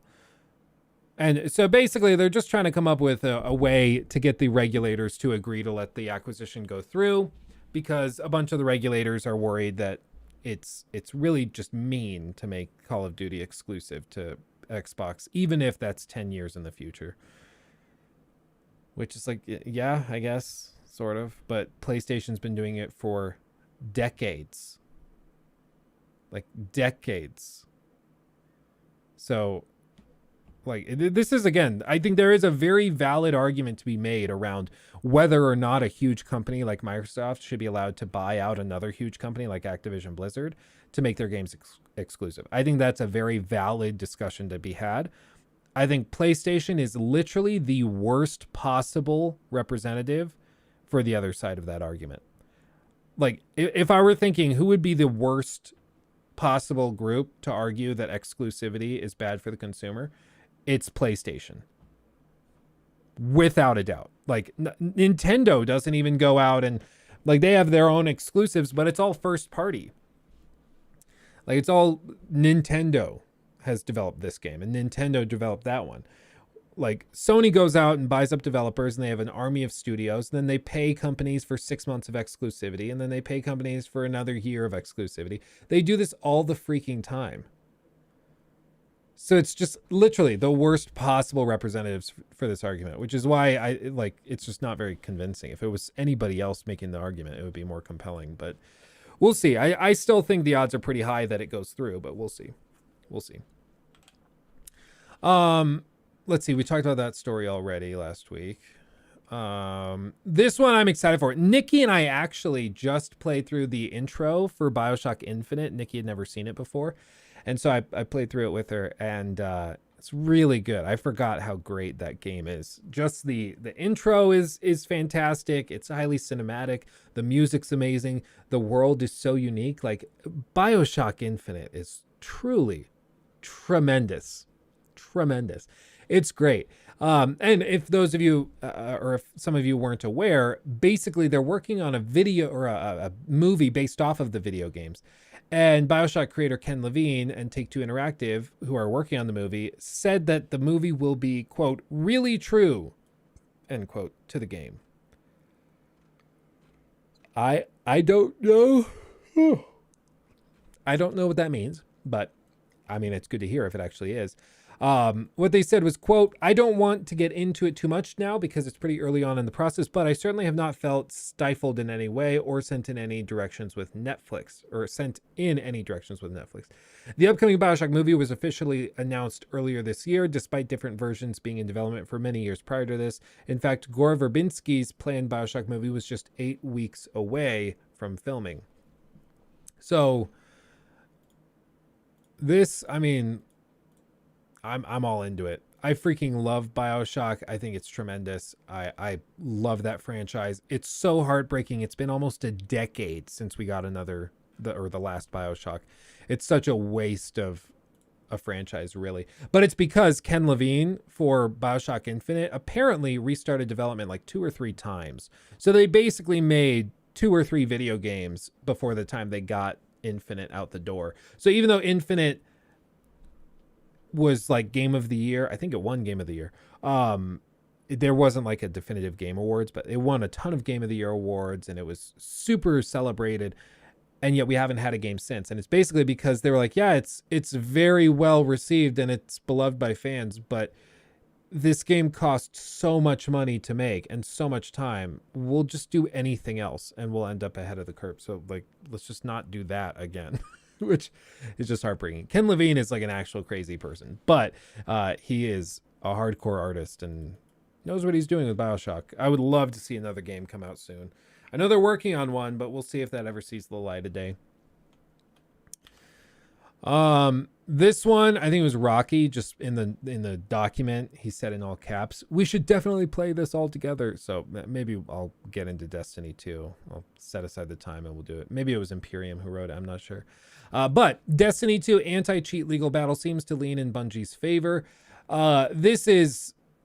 This whole case is a bit of a mess, but it actually has huge implications for the gaming industry on the whole, which I think is very important. Basically, what is going on, so Bungie's anti-cheating battle appears to be leaning towards the developer's favor. As reported by Torrent Freak, U.S. District Court Judge Thomas Zilli sided with Bungie after AIM junkies accused the developer of hacking the computer of one cheat developer called James May. Quote, May has failed to sufficiently allege that Bungie accessed his personal computer and files without authorization. To support his allegation that Bungie accessed his computer, May relies on a document that Bungie purportedly produced during discovery in this matter. May, however, does not explain what this document is or how it evidences instances in which Bungie allegedly accessed his computer without authorization and downloaded his personal information. So basically, like this guy produced a document but didn't explain it to the judge, who probably isn't very techy and doesn't know what he's looking at. So they're like, yeah, no, I don't know what this means. So like, what am I supposed to do with it? So it's just silly. But let's see. The ongoing case, or the case is ongoing and could still fall in either party's favor. This dismissal is likely to damage Aim Junkies' case in the initial lawsuit filed by Bungie. The developer filed the lawsuits last year, saying that Aim Junkies violated its copyright laws by producing cheats. This has huge implications because if Bungie wins this lawsuit, what it allows for companies to do very easily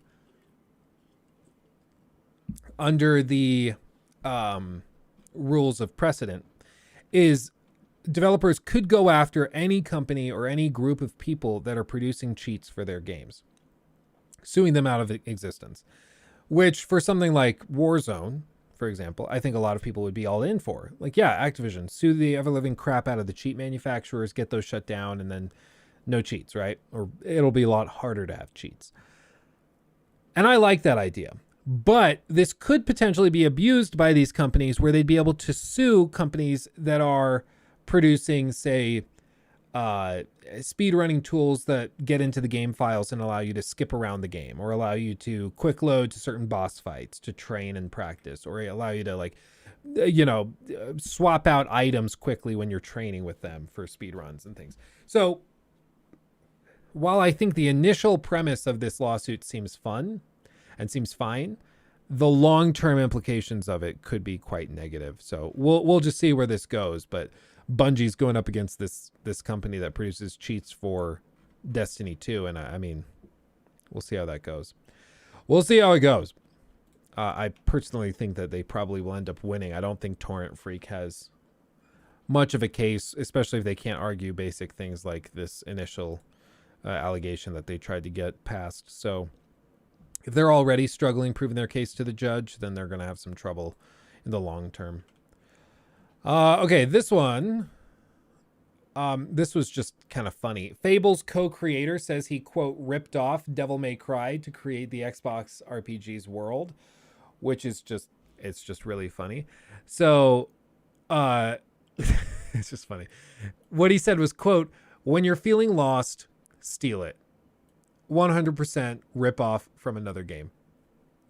The full quote is, I'm sure everybody knows this hack already, but I'm going to talk about it anyway, on the off chance that it saves someone from going completely off the rails during their development. It's a hint about scope. When you're feeling lost, steal it. 100% steal it off of another game. Of course, Fable doesn't do that, at least not in the way you're thinking. The themes, ideas, and the story of the 2004 RPG are entirely different from Devil May Cry, but the game's creator revealed that it almost spiraled out of control until he turned to Devil May Cry for an idea about the game's scope. Quote, how did the world of Fable become that size? Because I'd played Devil May Cry and noticed that the world was something like 82 zones. It didn't seem excessive. It reused and recontextualized areas. It worked for a relatively short but high quality game. I literally counted the number of zones, the size of those zones, and the average time spent in those zones, and used that to block out the entire world of Albion. At the time, we were spiraling out of control, convinced we had to make something big, whatever that meant. Literally copying the scope of Devil May Cry, the interaction density of Silent Hill, and the encounter style of the first Way of the Samurai changed Fable from a floppy, undefined, never-ending death march to something that we could actually complete without having ever worked on a 3D game. It's just interesting, like, you know, to think that the developer actually sat down and like counted out zones and then did the math on how much time you spend in the zones and then spread it out and figured out, okay, well, what does this look like if we're actually trying to manage it? And so while initially it seems like very much a scandalous title, it's actually not that big of a deal. It's just like, yeah, we were hitting a wall. We didn't know what to do. So we basically just looked at other games that we liked, and then we reevaluated them and tried to figure it out. Yeah, benchmarking. Yeah, you could call it benchmarking. It's also inspiration, right? Inspiration. It's not stealing, it's inspiration. I don't know, at this point, nothing original has really been done in the world of video games, so it's all kind of reworkings or furthering ideas from previous games. Even something like Elden Ring, which people love to death, including myself.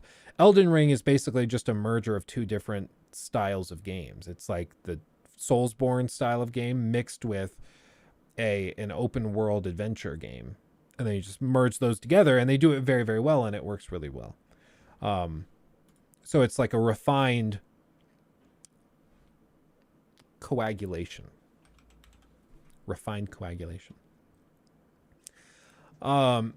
This little story is just useful. It's not specifically relegated to gaming, but you know what? It's techie, I guess, so it is worth mentioning. Netflix now lets you kick anyone off of your account, such as your ex or children that you are estranged from. Basically, you can go to managing access and devices, and then you can manually sign people out.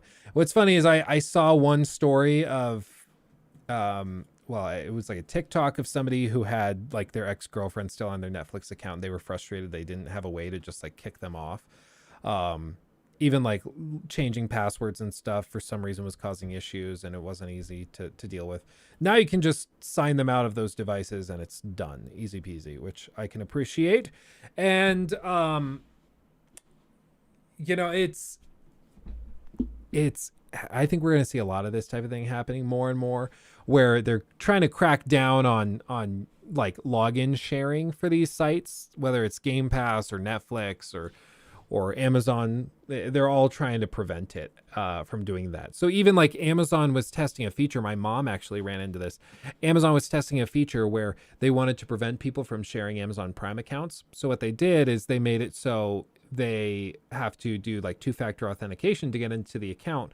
But that two-factor authentication needed to take place through an IP address tied to like the same area that your like main address is tied to.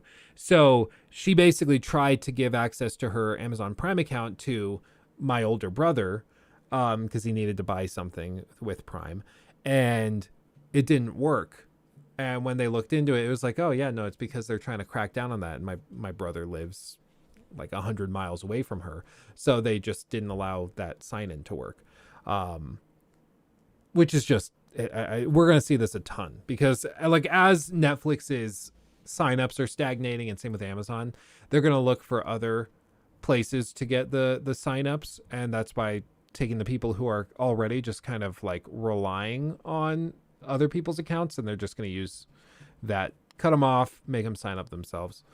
Which, I mean, honestly, it's kind of fair. It's like $10 a month. Like, I get it. Hey, Bill, you good? You good? He's clawing at the glass. This next little story, I'm shocked that this is even a story, but apparently it warranted a full press release last week, and so I guess we'll just mention it. I'm again stunned that this was ever in question, but the Phantom Liberty expansion for Cyberpunk 2077 is not going to be a free DLC. You will have to pay for it. Probably like Blood and Wine was like $20. I would guess this thing is probably 25 to 30. I don't see how this is surprising at all. I'm shocked that this is scandalous. Like, I saw some people freaking out about it. I'm like, yeah, I mean, the game's been out for like 2 years now. Yeah, they're going to charge you for it. If it's great, awesome. If it sucks, then it's really hard to forgive Cyberpunk and CD Projekt Red for all this. But they know that, and they're trying very hard to make sure it lives up to expectations. So we'll see. We'll see. But yeah, it's not going to be free. Sorry to everybody who just assumed that it would be. I don't know why you assumed it would be, but but she ain't free. And then this last story, I'm sorry. This last story is like actually funny. I actually started chuckling when I saw this. It's just hilarious. Gears of War designer pleads to keep Chris Pratt away from the Netflix movie. All he tweeted out was, "Oh, please. Oh, and keep Chris Pratt away from the Gears franchise, please." FFS. For fuck's sake. Which is just, it's just so funny to me. And then people went on, and naturally, because it's Twitter, they went on and photoshopped a bunch of Chris Pratts into Gears of War. And honestly, it doesn't look like the worst thing ever.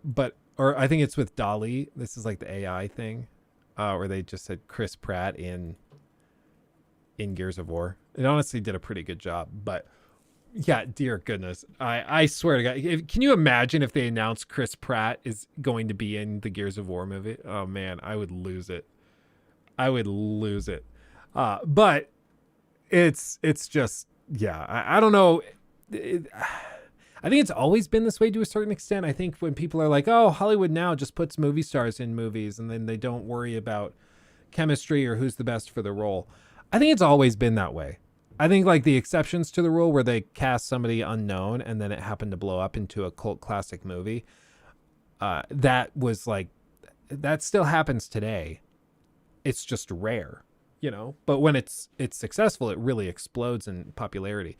But nowadays, like, it is true. All of these companies just being like, okay, we have generic action movie X. We can cast one of 3 actors. We have to have The Rock, Chris Pratt, or maybe Ryan Reynolds if it's like a funny, silly version of it. You know, something like that. They have like a core group of people that rotate out every few years.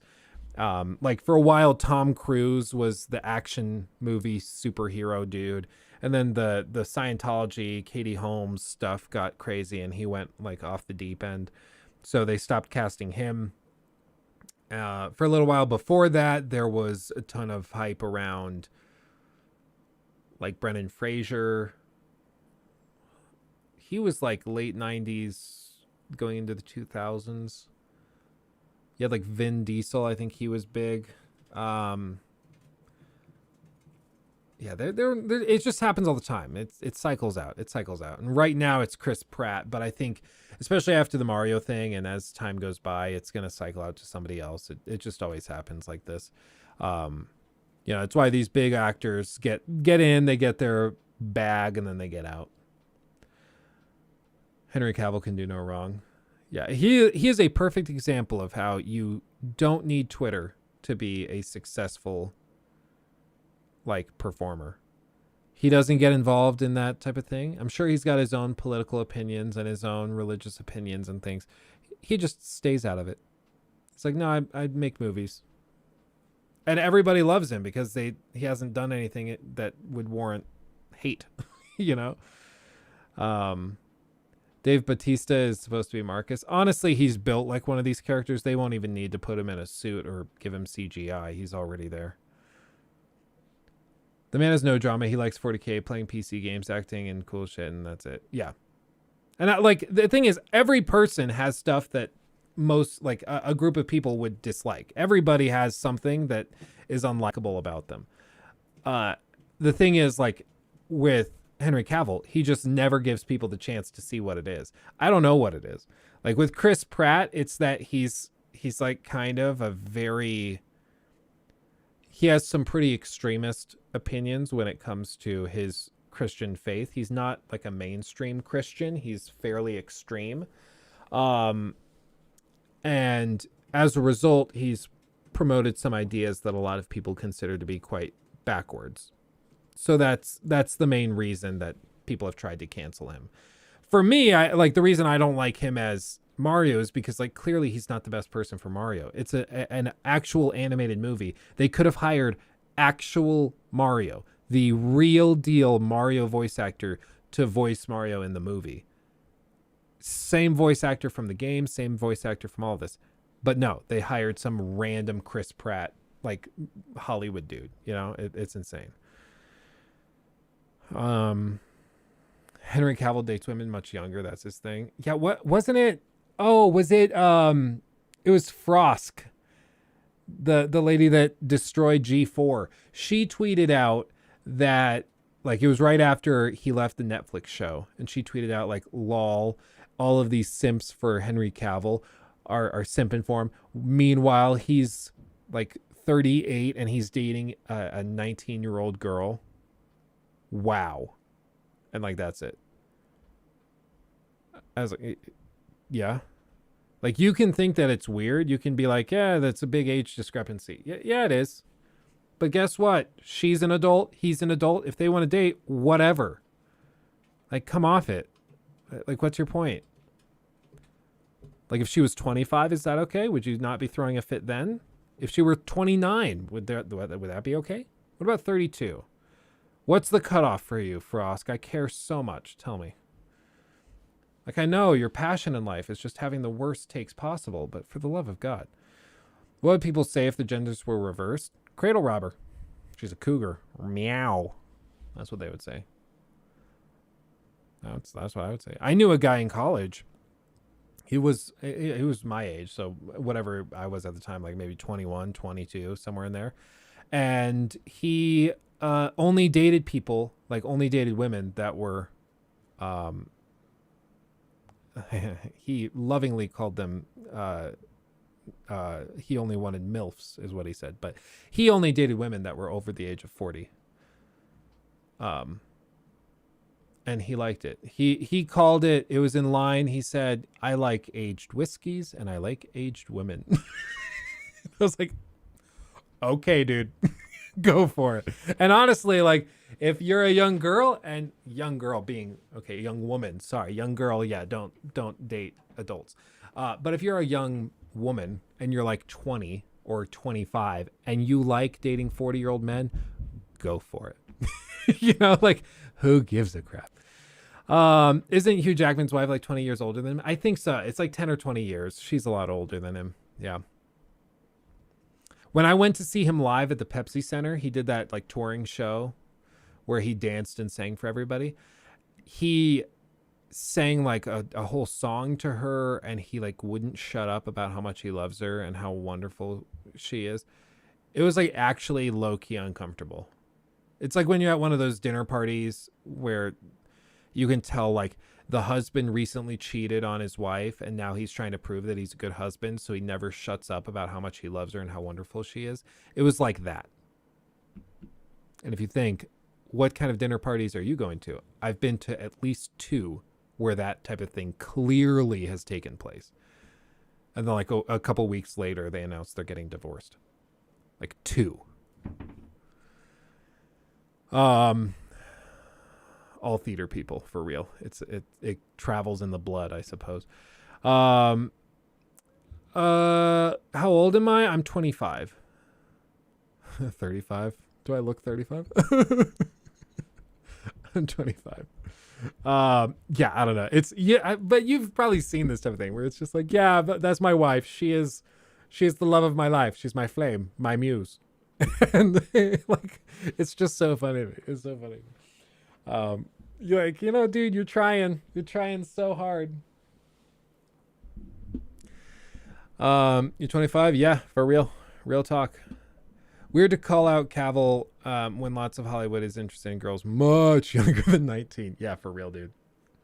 And it's just like the whole thing with old men dating younger women and younger women dating older men and, younger men dating older women. Like a lot of the time in Hollywood, honestly, it comes down to money and status.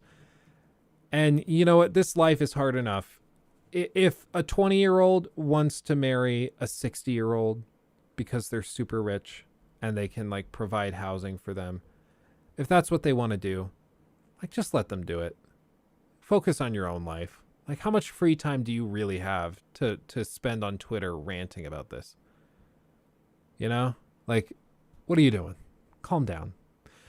That's the thing I see with all this. Just make sure you're in the will. Exactly. Exactly. Like, I won't name any names. I knew somebody. I wouldn't say that I actively know them now, but an old person that I knew who was like 75, 78, somewhere in there. They weren't quite 80, but they were getting there. Stupid rich. His wife came in one day and I met her after I've done this guy for a while, and we see, by pure coincidence, his wife shows up. She is easily like 42, a solid 25, 30 years younger than he is.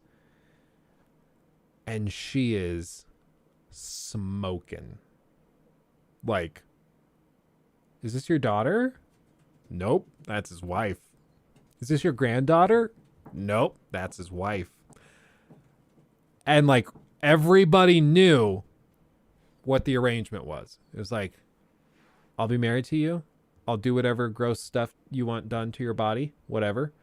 But I am here for the money and I want to wear $1,000 shirts, whatever jewelry I want. I want to drive the $200,000 car. And then I'll be your trophy wife. And he was like, okay.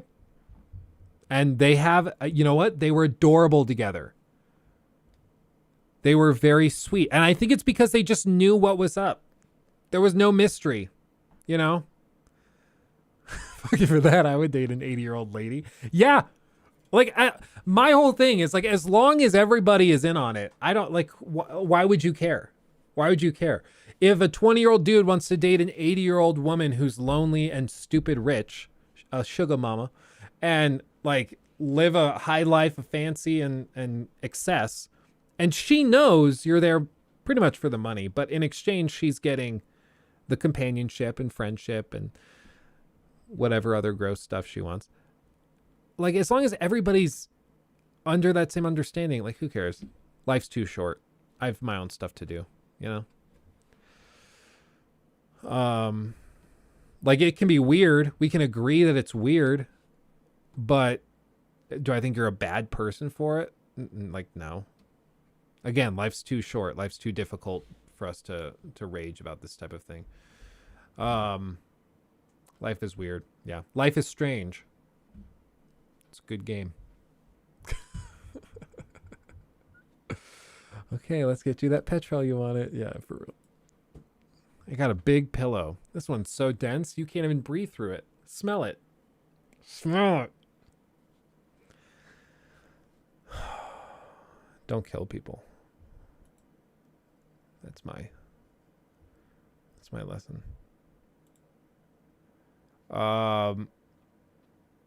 Oh, this is funny. Apparently on November 11th of this year, Microsoft offered Sony a 10-year deal to keep Call of Duty on PlayStation. Wow.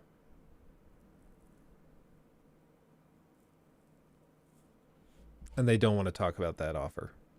That's extremely generous. I don't know, man. The whole Sony thing, it's so cringe to me. It's so freaking cringe. Kill your sugar daddy. I really hope COD is not relevant in 10 years. Dude, it's... people said that 10 years ago. It's a thing. It's a thing. Especially with streamers being so big for the community and every single teenager on the planet wanting to be the next Tim the Tatman or the next Nick Merckx. It's just going to keep blowing up. Because they're all going to be playing it for 4 hours a day, convincing themselves that they're making an investment in their future, and it's just going to stay at the top of the charts. So, I am really interested in seeing what happens with some of these PlayStation players, because there are some very good COD players on PlayStation. A lot of them will just eventually get a big gaming PC and play the game that way. And just use a PlayStation controller, but COD has gotten too sweaty to be fun. I mean, I'll be real. I went into like Warzone 2.0 and we played it for a few hours on launch night. And like, I'll be real. Like we just walked in and I think the first 3 games I averaged like 8 kills a game. And we placed like top 10, 2 out of the 3 times. Like, I thought maybe it's just because it's new and the lobbies haven't calibrated yet completely, but I thought that it was sort of a return to form. It was kind of like playing Warzone fresh again. I didn't find it too difficult.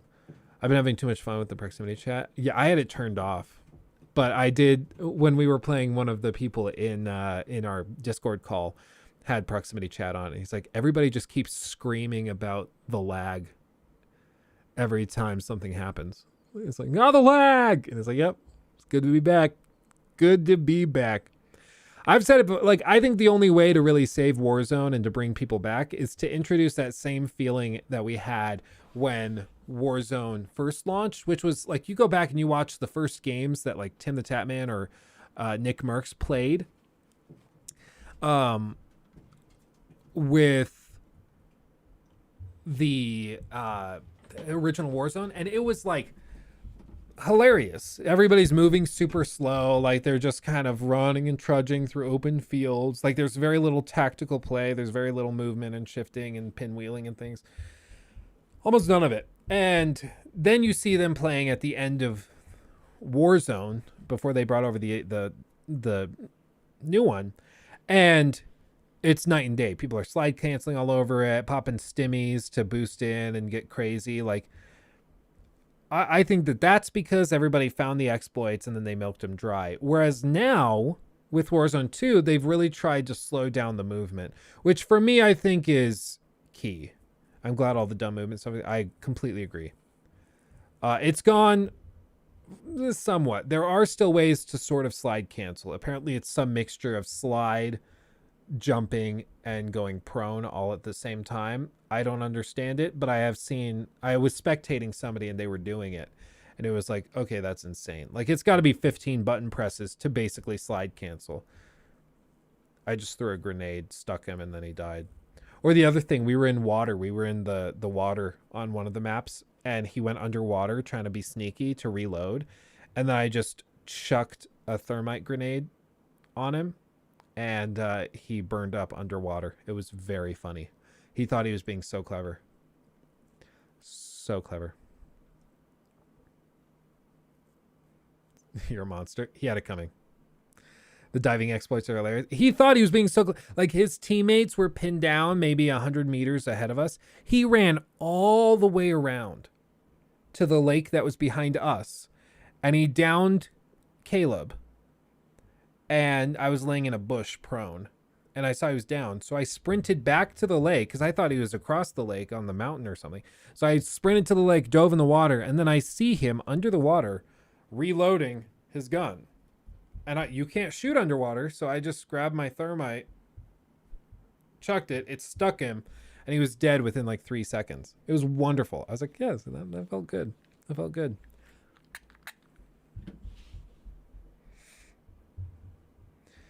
I swear to God, I thought Battlefield was going to come in and be the cure to Warzone. I thought we were going to get the solution.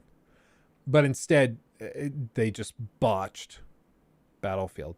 I mean, at this point, it's been like 2 in a row that have been kind of messy, but this one was on another level messy. It was just unacceptable.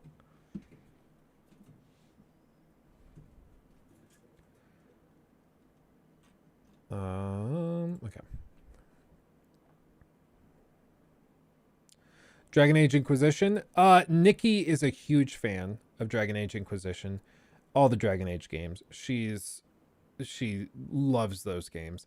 And I've just never played them, mostly because I've just always had other games to play. But maybe in the spring, maybe after February's craziness, maybe like March and April, we'll go through those games. I was going to go through the Mass Effect games, but they're really clunky. They're huge, and people were requesting them. But I think there are some very hardcore fans of Mass Effect that want those videos and want critiques on those games.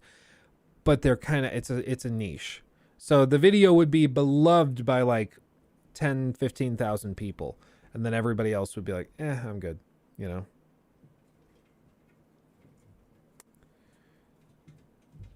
Mass Effect 2 still holds up. That's what I've heard, yeah. Destructible environments. I don't know, it's tricky, especially when everything else already is kind of finicky. Like, I can't tell if I'm being shot through the door or if it's bugging out and the bullets are clipping through the door. You know, like when you can't tell the difference, something's wrong. So they'd have to do like a complete from the ground up reworking to make it so, yes, these materials bullets can travel through. These materials they cannot. So you can always rest assured you can hide behind this cover, but you can't hide behind that cover. And then these rounds can go through all of it, but only this round can go through this. And, you know, the little pistol 9mm rounds can't go through this or that. You know, you'd have to break down all of that. And I think that's probably more effort than it's worth.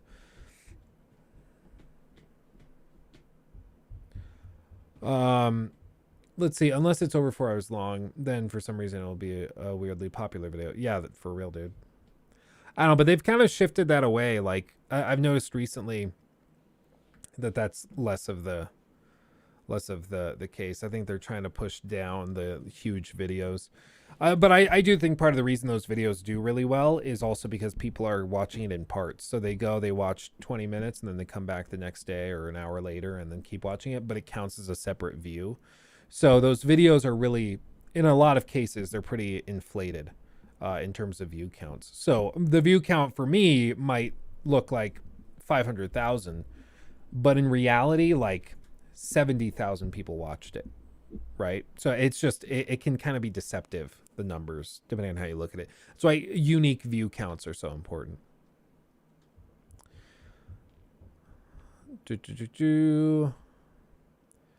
It's also, here's the thing, I can watch all day without having to deal with the algorithm. Yeah. No, I love me some long videos. I would say the average length of the video that I watch on YouTube is probably like an hour or two long. Do likes actually help? Yes, they do. They do. Likes, and they've started counting when you copy the share link. So when, you know, like on this stream and other streams or other videos, the share button, if you click that and then it provides the link for the video, copying that, and then when somebody else clicks it, that gets counted as extra increased engagement. Because to the algorithm, you liked the video so much that you chose to share it with somebody else. So little stuff like that, they've started to tweak and change. Have I gotten any games for Black Friday sale? No, not yet. I know it's terrible, it's cringe or whatever, but I really have like all the games that I kind of want. There aren't really many games that I'm like, ooh, yeah, I've been waiting for that. The one game on my wish list I was going to try was Monkey Island. I do want to try that. Total War, Warhammer 3. I wanted to try that. I had Ni no Kuni 2, Revenant Kingdom on my wish list. That's 85% off. So maybe I'll try that. I don't know. But I haven't really seen anything. You gonna do a Wasteland 3 video? Probably not. I would guess not. Want a game share, Luke? Kojo, I tried that one time back in like college. I ran into trouble because I have on my account like review codes and things. So when I tried to like game share with my roommate at the time, it did not end well because all of a sudden like all these review codes were available to somebody that was not supposed to have them. Evil West too soon? Not if you're skill up. Let's see.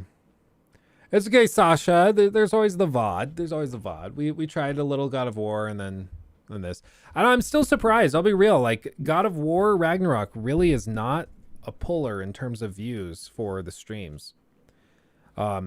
Star Citizen gets an extra like 100 people in here who don't normally come into the stream, but they stay the whole time. So the stream will end with like 2,000 total views, but it's like the people that were there, their average view duration is like 3 hours because they sat through the whole thing.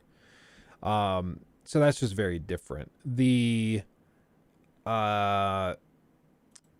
Hogwarts Legacy, people love Hogwarts Legacy, so we'll probably play the crap out of that. But yeah, it's been kind of interesting that the turnout is so different just based on the games we try to play. I purposely leave the God of War ones because I'm playing it for myself. Yeah, well, and I get that. I just figured, 2 weeks after launch that people would probably be done with it, but I guess not. So people are still, steering clear. So I'll just hold off. I'll hold off. Maybe we try playing something more dynamic, something a little different. Like, I don't know, the Cyberpunk videos were doing well. When they drop the next gen update of The Witcher, we'll go through that. Gotham Knights, that did really well, but it's because everybody was really curious and a lot of people didn't want to play it because they had heard such terrible things. So, I don't know. Spider-Man Miles Morales, they might, closer to Christmas, they might. Lego Harry Potter and make the title playing Harry Potter. I probably could do that. That actually would be kind of funny because I do love playing the Lego Harry Potter games. They're so like stupid and bland. It's so funny. Half-Life Alyx, yeah, I do have Half-Life Alyx. I think I can show everything on this screen, so I think we're good. I actually have it installed right now. Voila. Notice they changed the picture, the frame picture for The Witcher 3. It's different now. Miles Morales, solid. Gotham Knights, Elden Ring, Evil West. We could try, I was going to do a video on the Deadliest Catch game. Just because I think it'd be funny and stupid. Like I tried the the Deadliest Catch video game. And it was horrible. So I don't know if I'll end up doing it, but that could be fun. Inscription's pretty good. Apex, Little Hope. I want to go through all of these games. Doki Doki, Cult of the Lamb, FPS Chess. I talked about this in a TikTok recently. Dorf Romantique. It's just a cutesy little game. Honey, I Joined a Cult. Pretty clunky, but it's fun. Yeah, a bunch of stuff. Bully, we could try playing through Bully. I think that could be fun. Trying to watch my first Luke stream and write final essays. I appreciate the effort, my friend.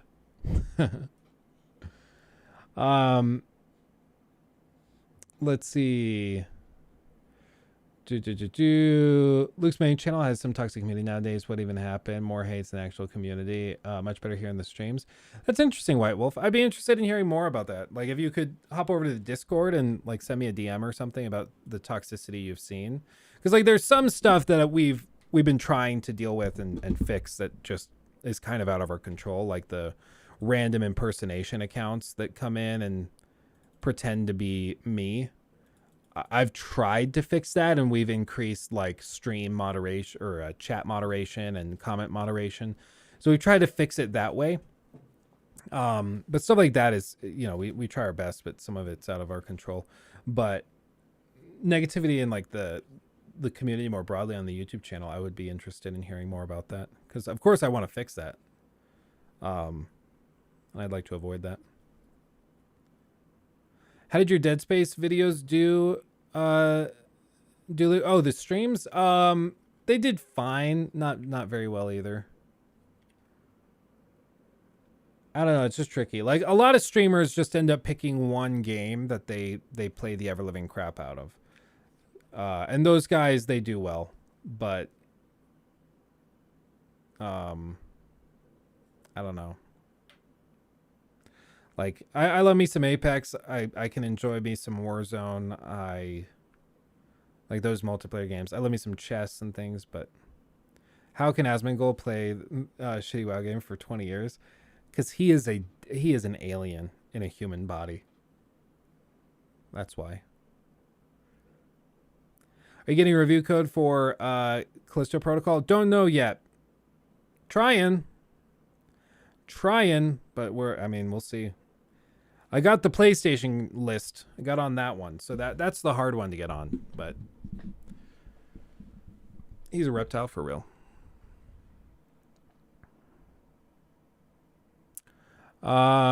Stream Bonker, I'm gonna say it. Streaming Star Citizen today or tomorrow is a good idea with the alien ships being good React content. I could say, like, that's the thing is, like, those streams draw in people. So, like, we'll have 150, 200 people in chat, which is great. But the final view count for the stream is, like, 1,500 to 2,000, which is fine. It means the people that are coming in are staying in. But compared to, like, when we play The Witcher 3 on stream, we'll have 5,000 to 8,000 people come in. Same with Cyberpunk. We'll sit at 200 people and we'll have thousands of people out. So, yeah. I mean, I'm still down to do regular Star Citizen streams. I think maybe one thing we've even experimented and thought about doing is doing member-only streams for the initial gameplay, so that we can weed out some potential trolls, and then the VOD will go up publicly after.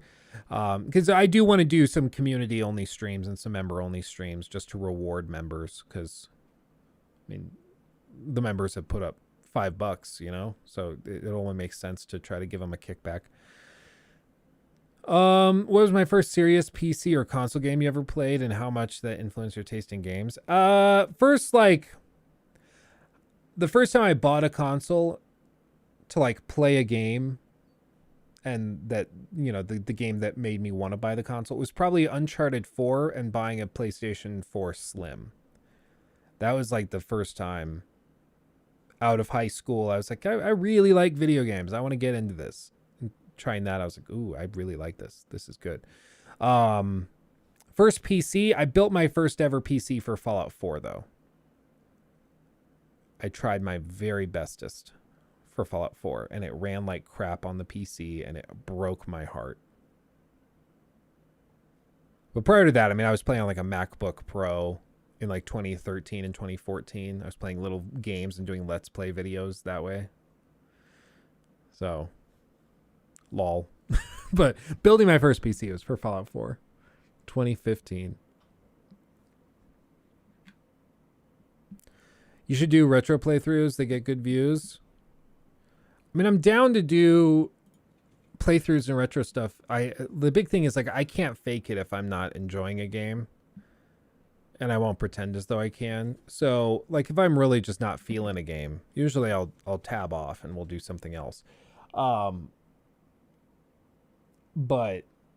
with retro stuff, I think it would just depend on what the retro game is. I'm not a huge retro gamer, which is probably most of the problem. 7 years later, I'm still pissed about Fallout 4. Dude, I am too. I was so hyped for that game.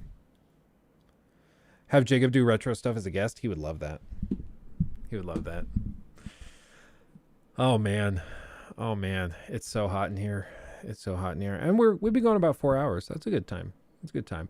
I'll call it there. Thank you everybody for hanging out with me. Thanks for chilling. We'll be back Wednesday, and I hope to have an announcement for member stream. So when you join the stream, with that join button below, you get the badge in chat, and you also will get access to those member only streams where you can play games with us like Apex, Warzone, whatever else we play. Jackbox, things like that. So make sure to do that if you can. I appreciate it greatly, but don't feel obligated. Go check out the Evil West review if you missed it. It is posted up on the main channel. Go check that out. Let me know what you think. Much love, everybody. Stay safe out there. Hugs and kisses. I'll see you in the next one. Bye-bye. Bye-bye. Much love. I love you all. Bye. Bye. Bye.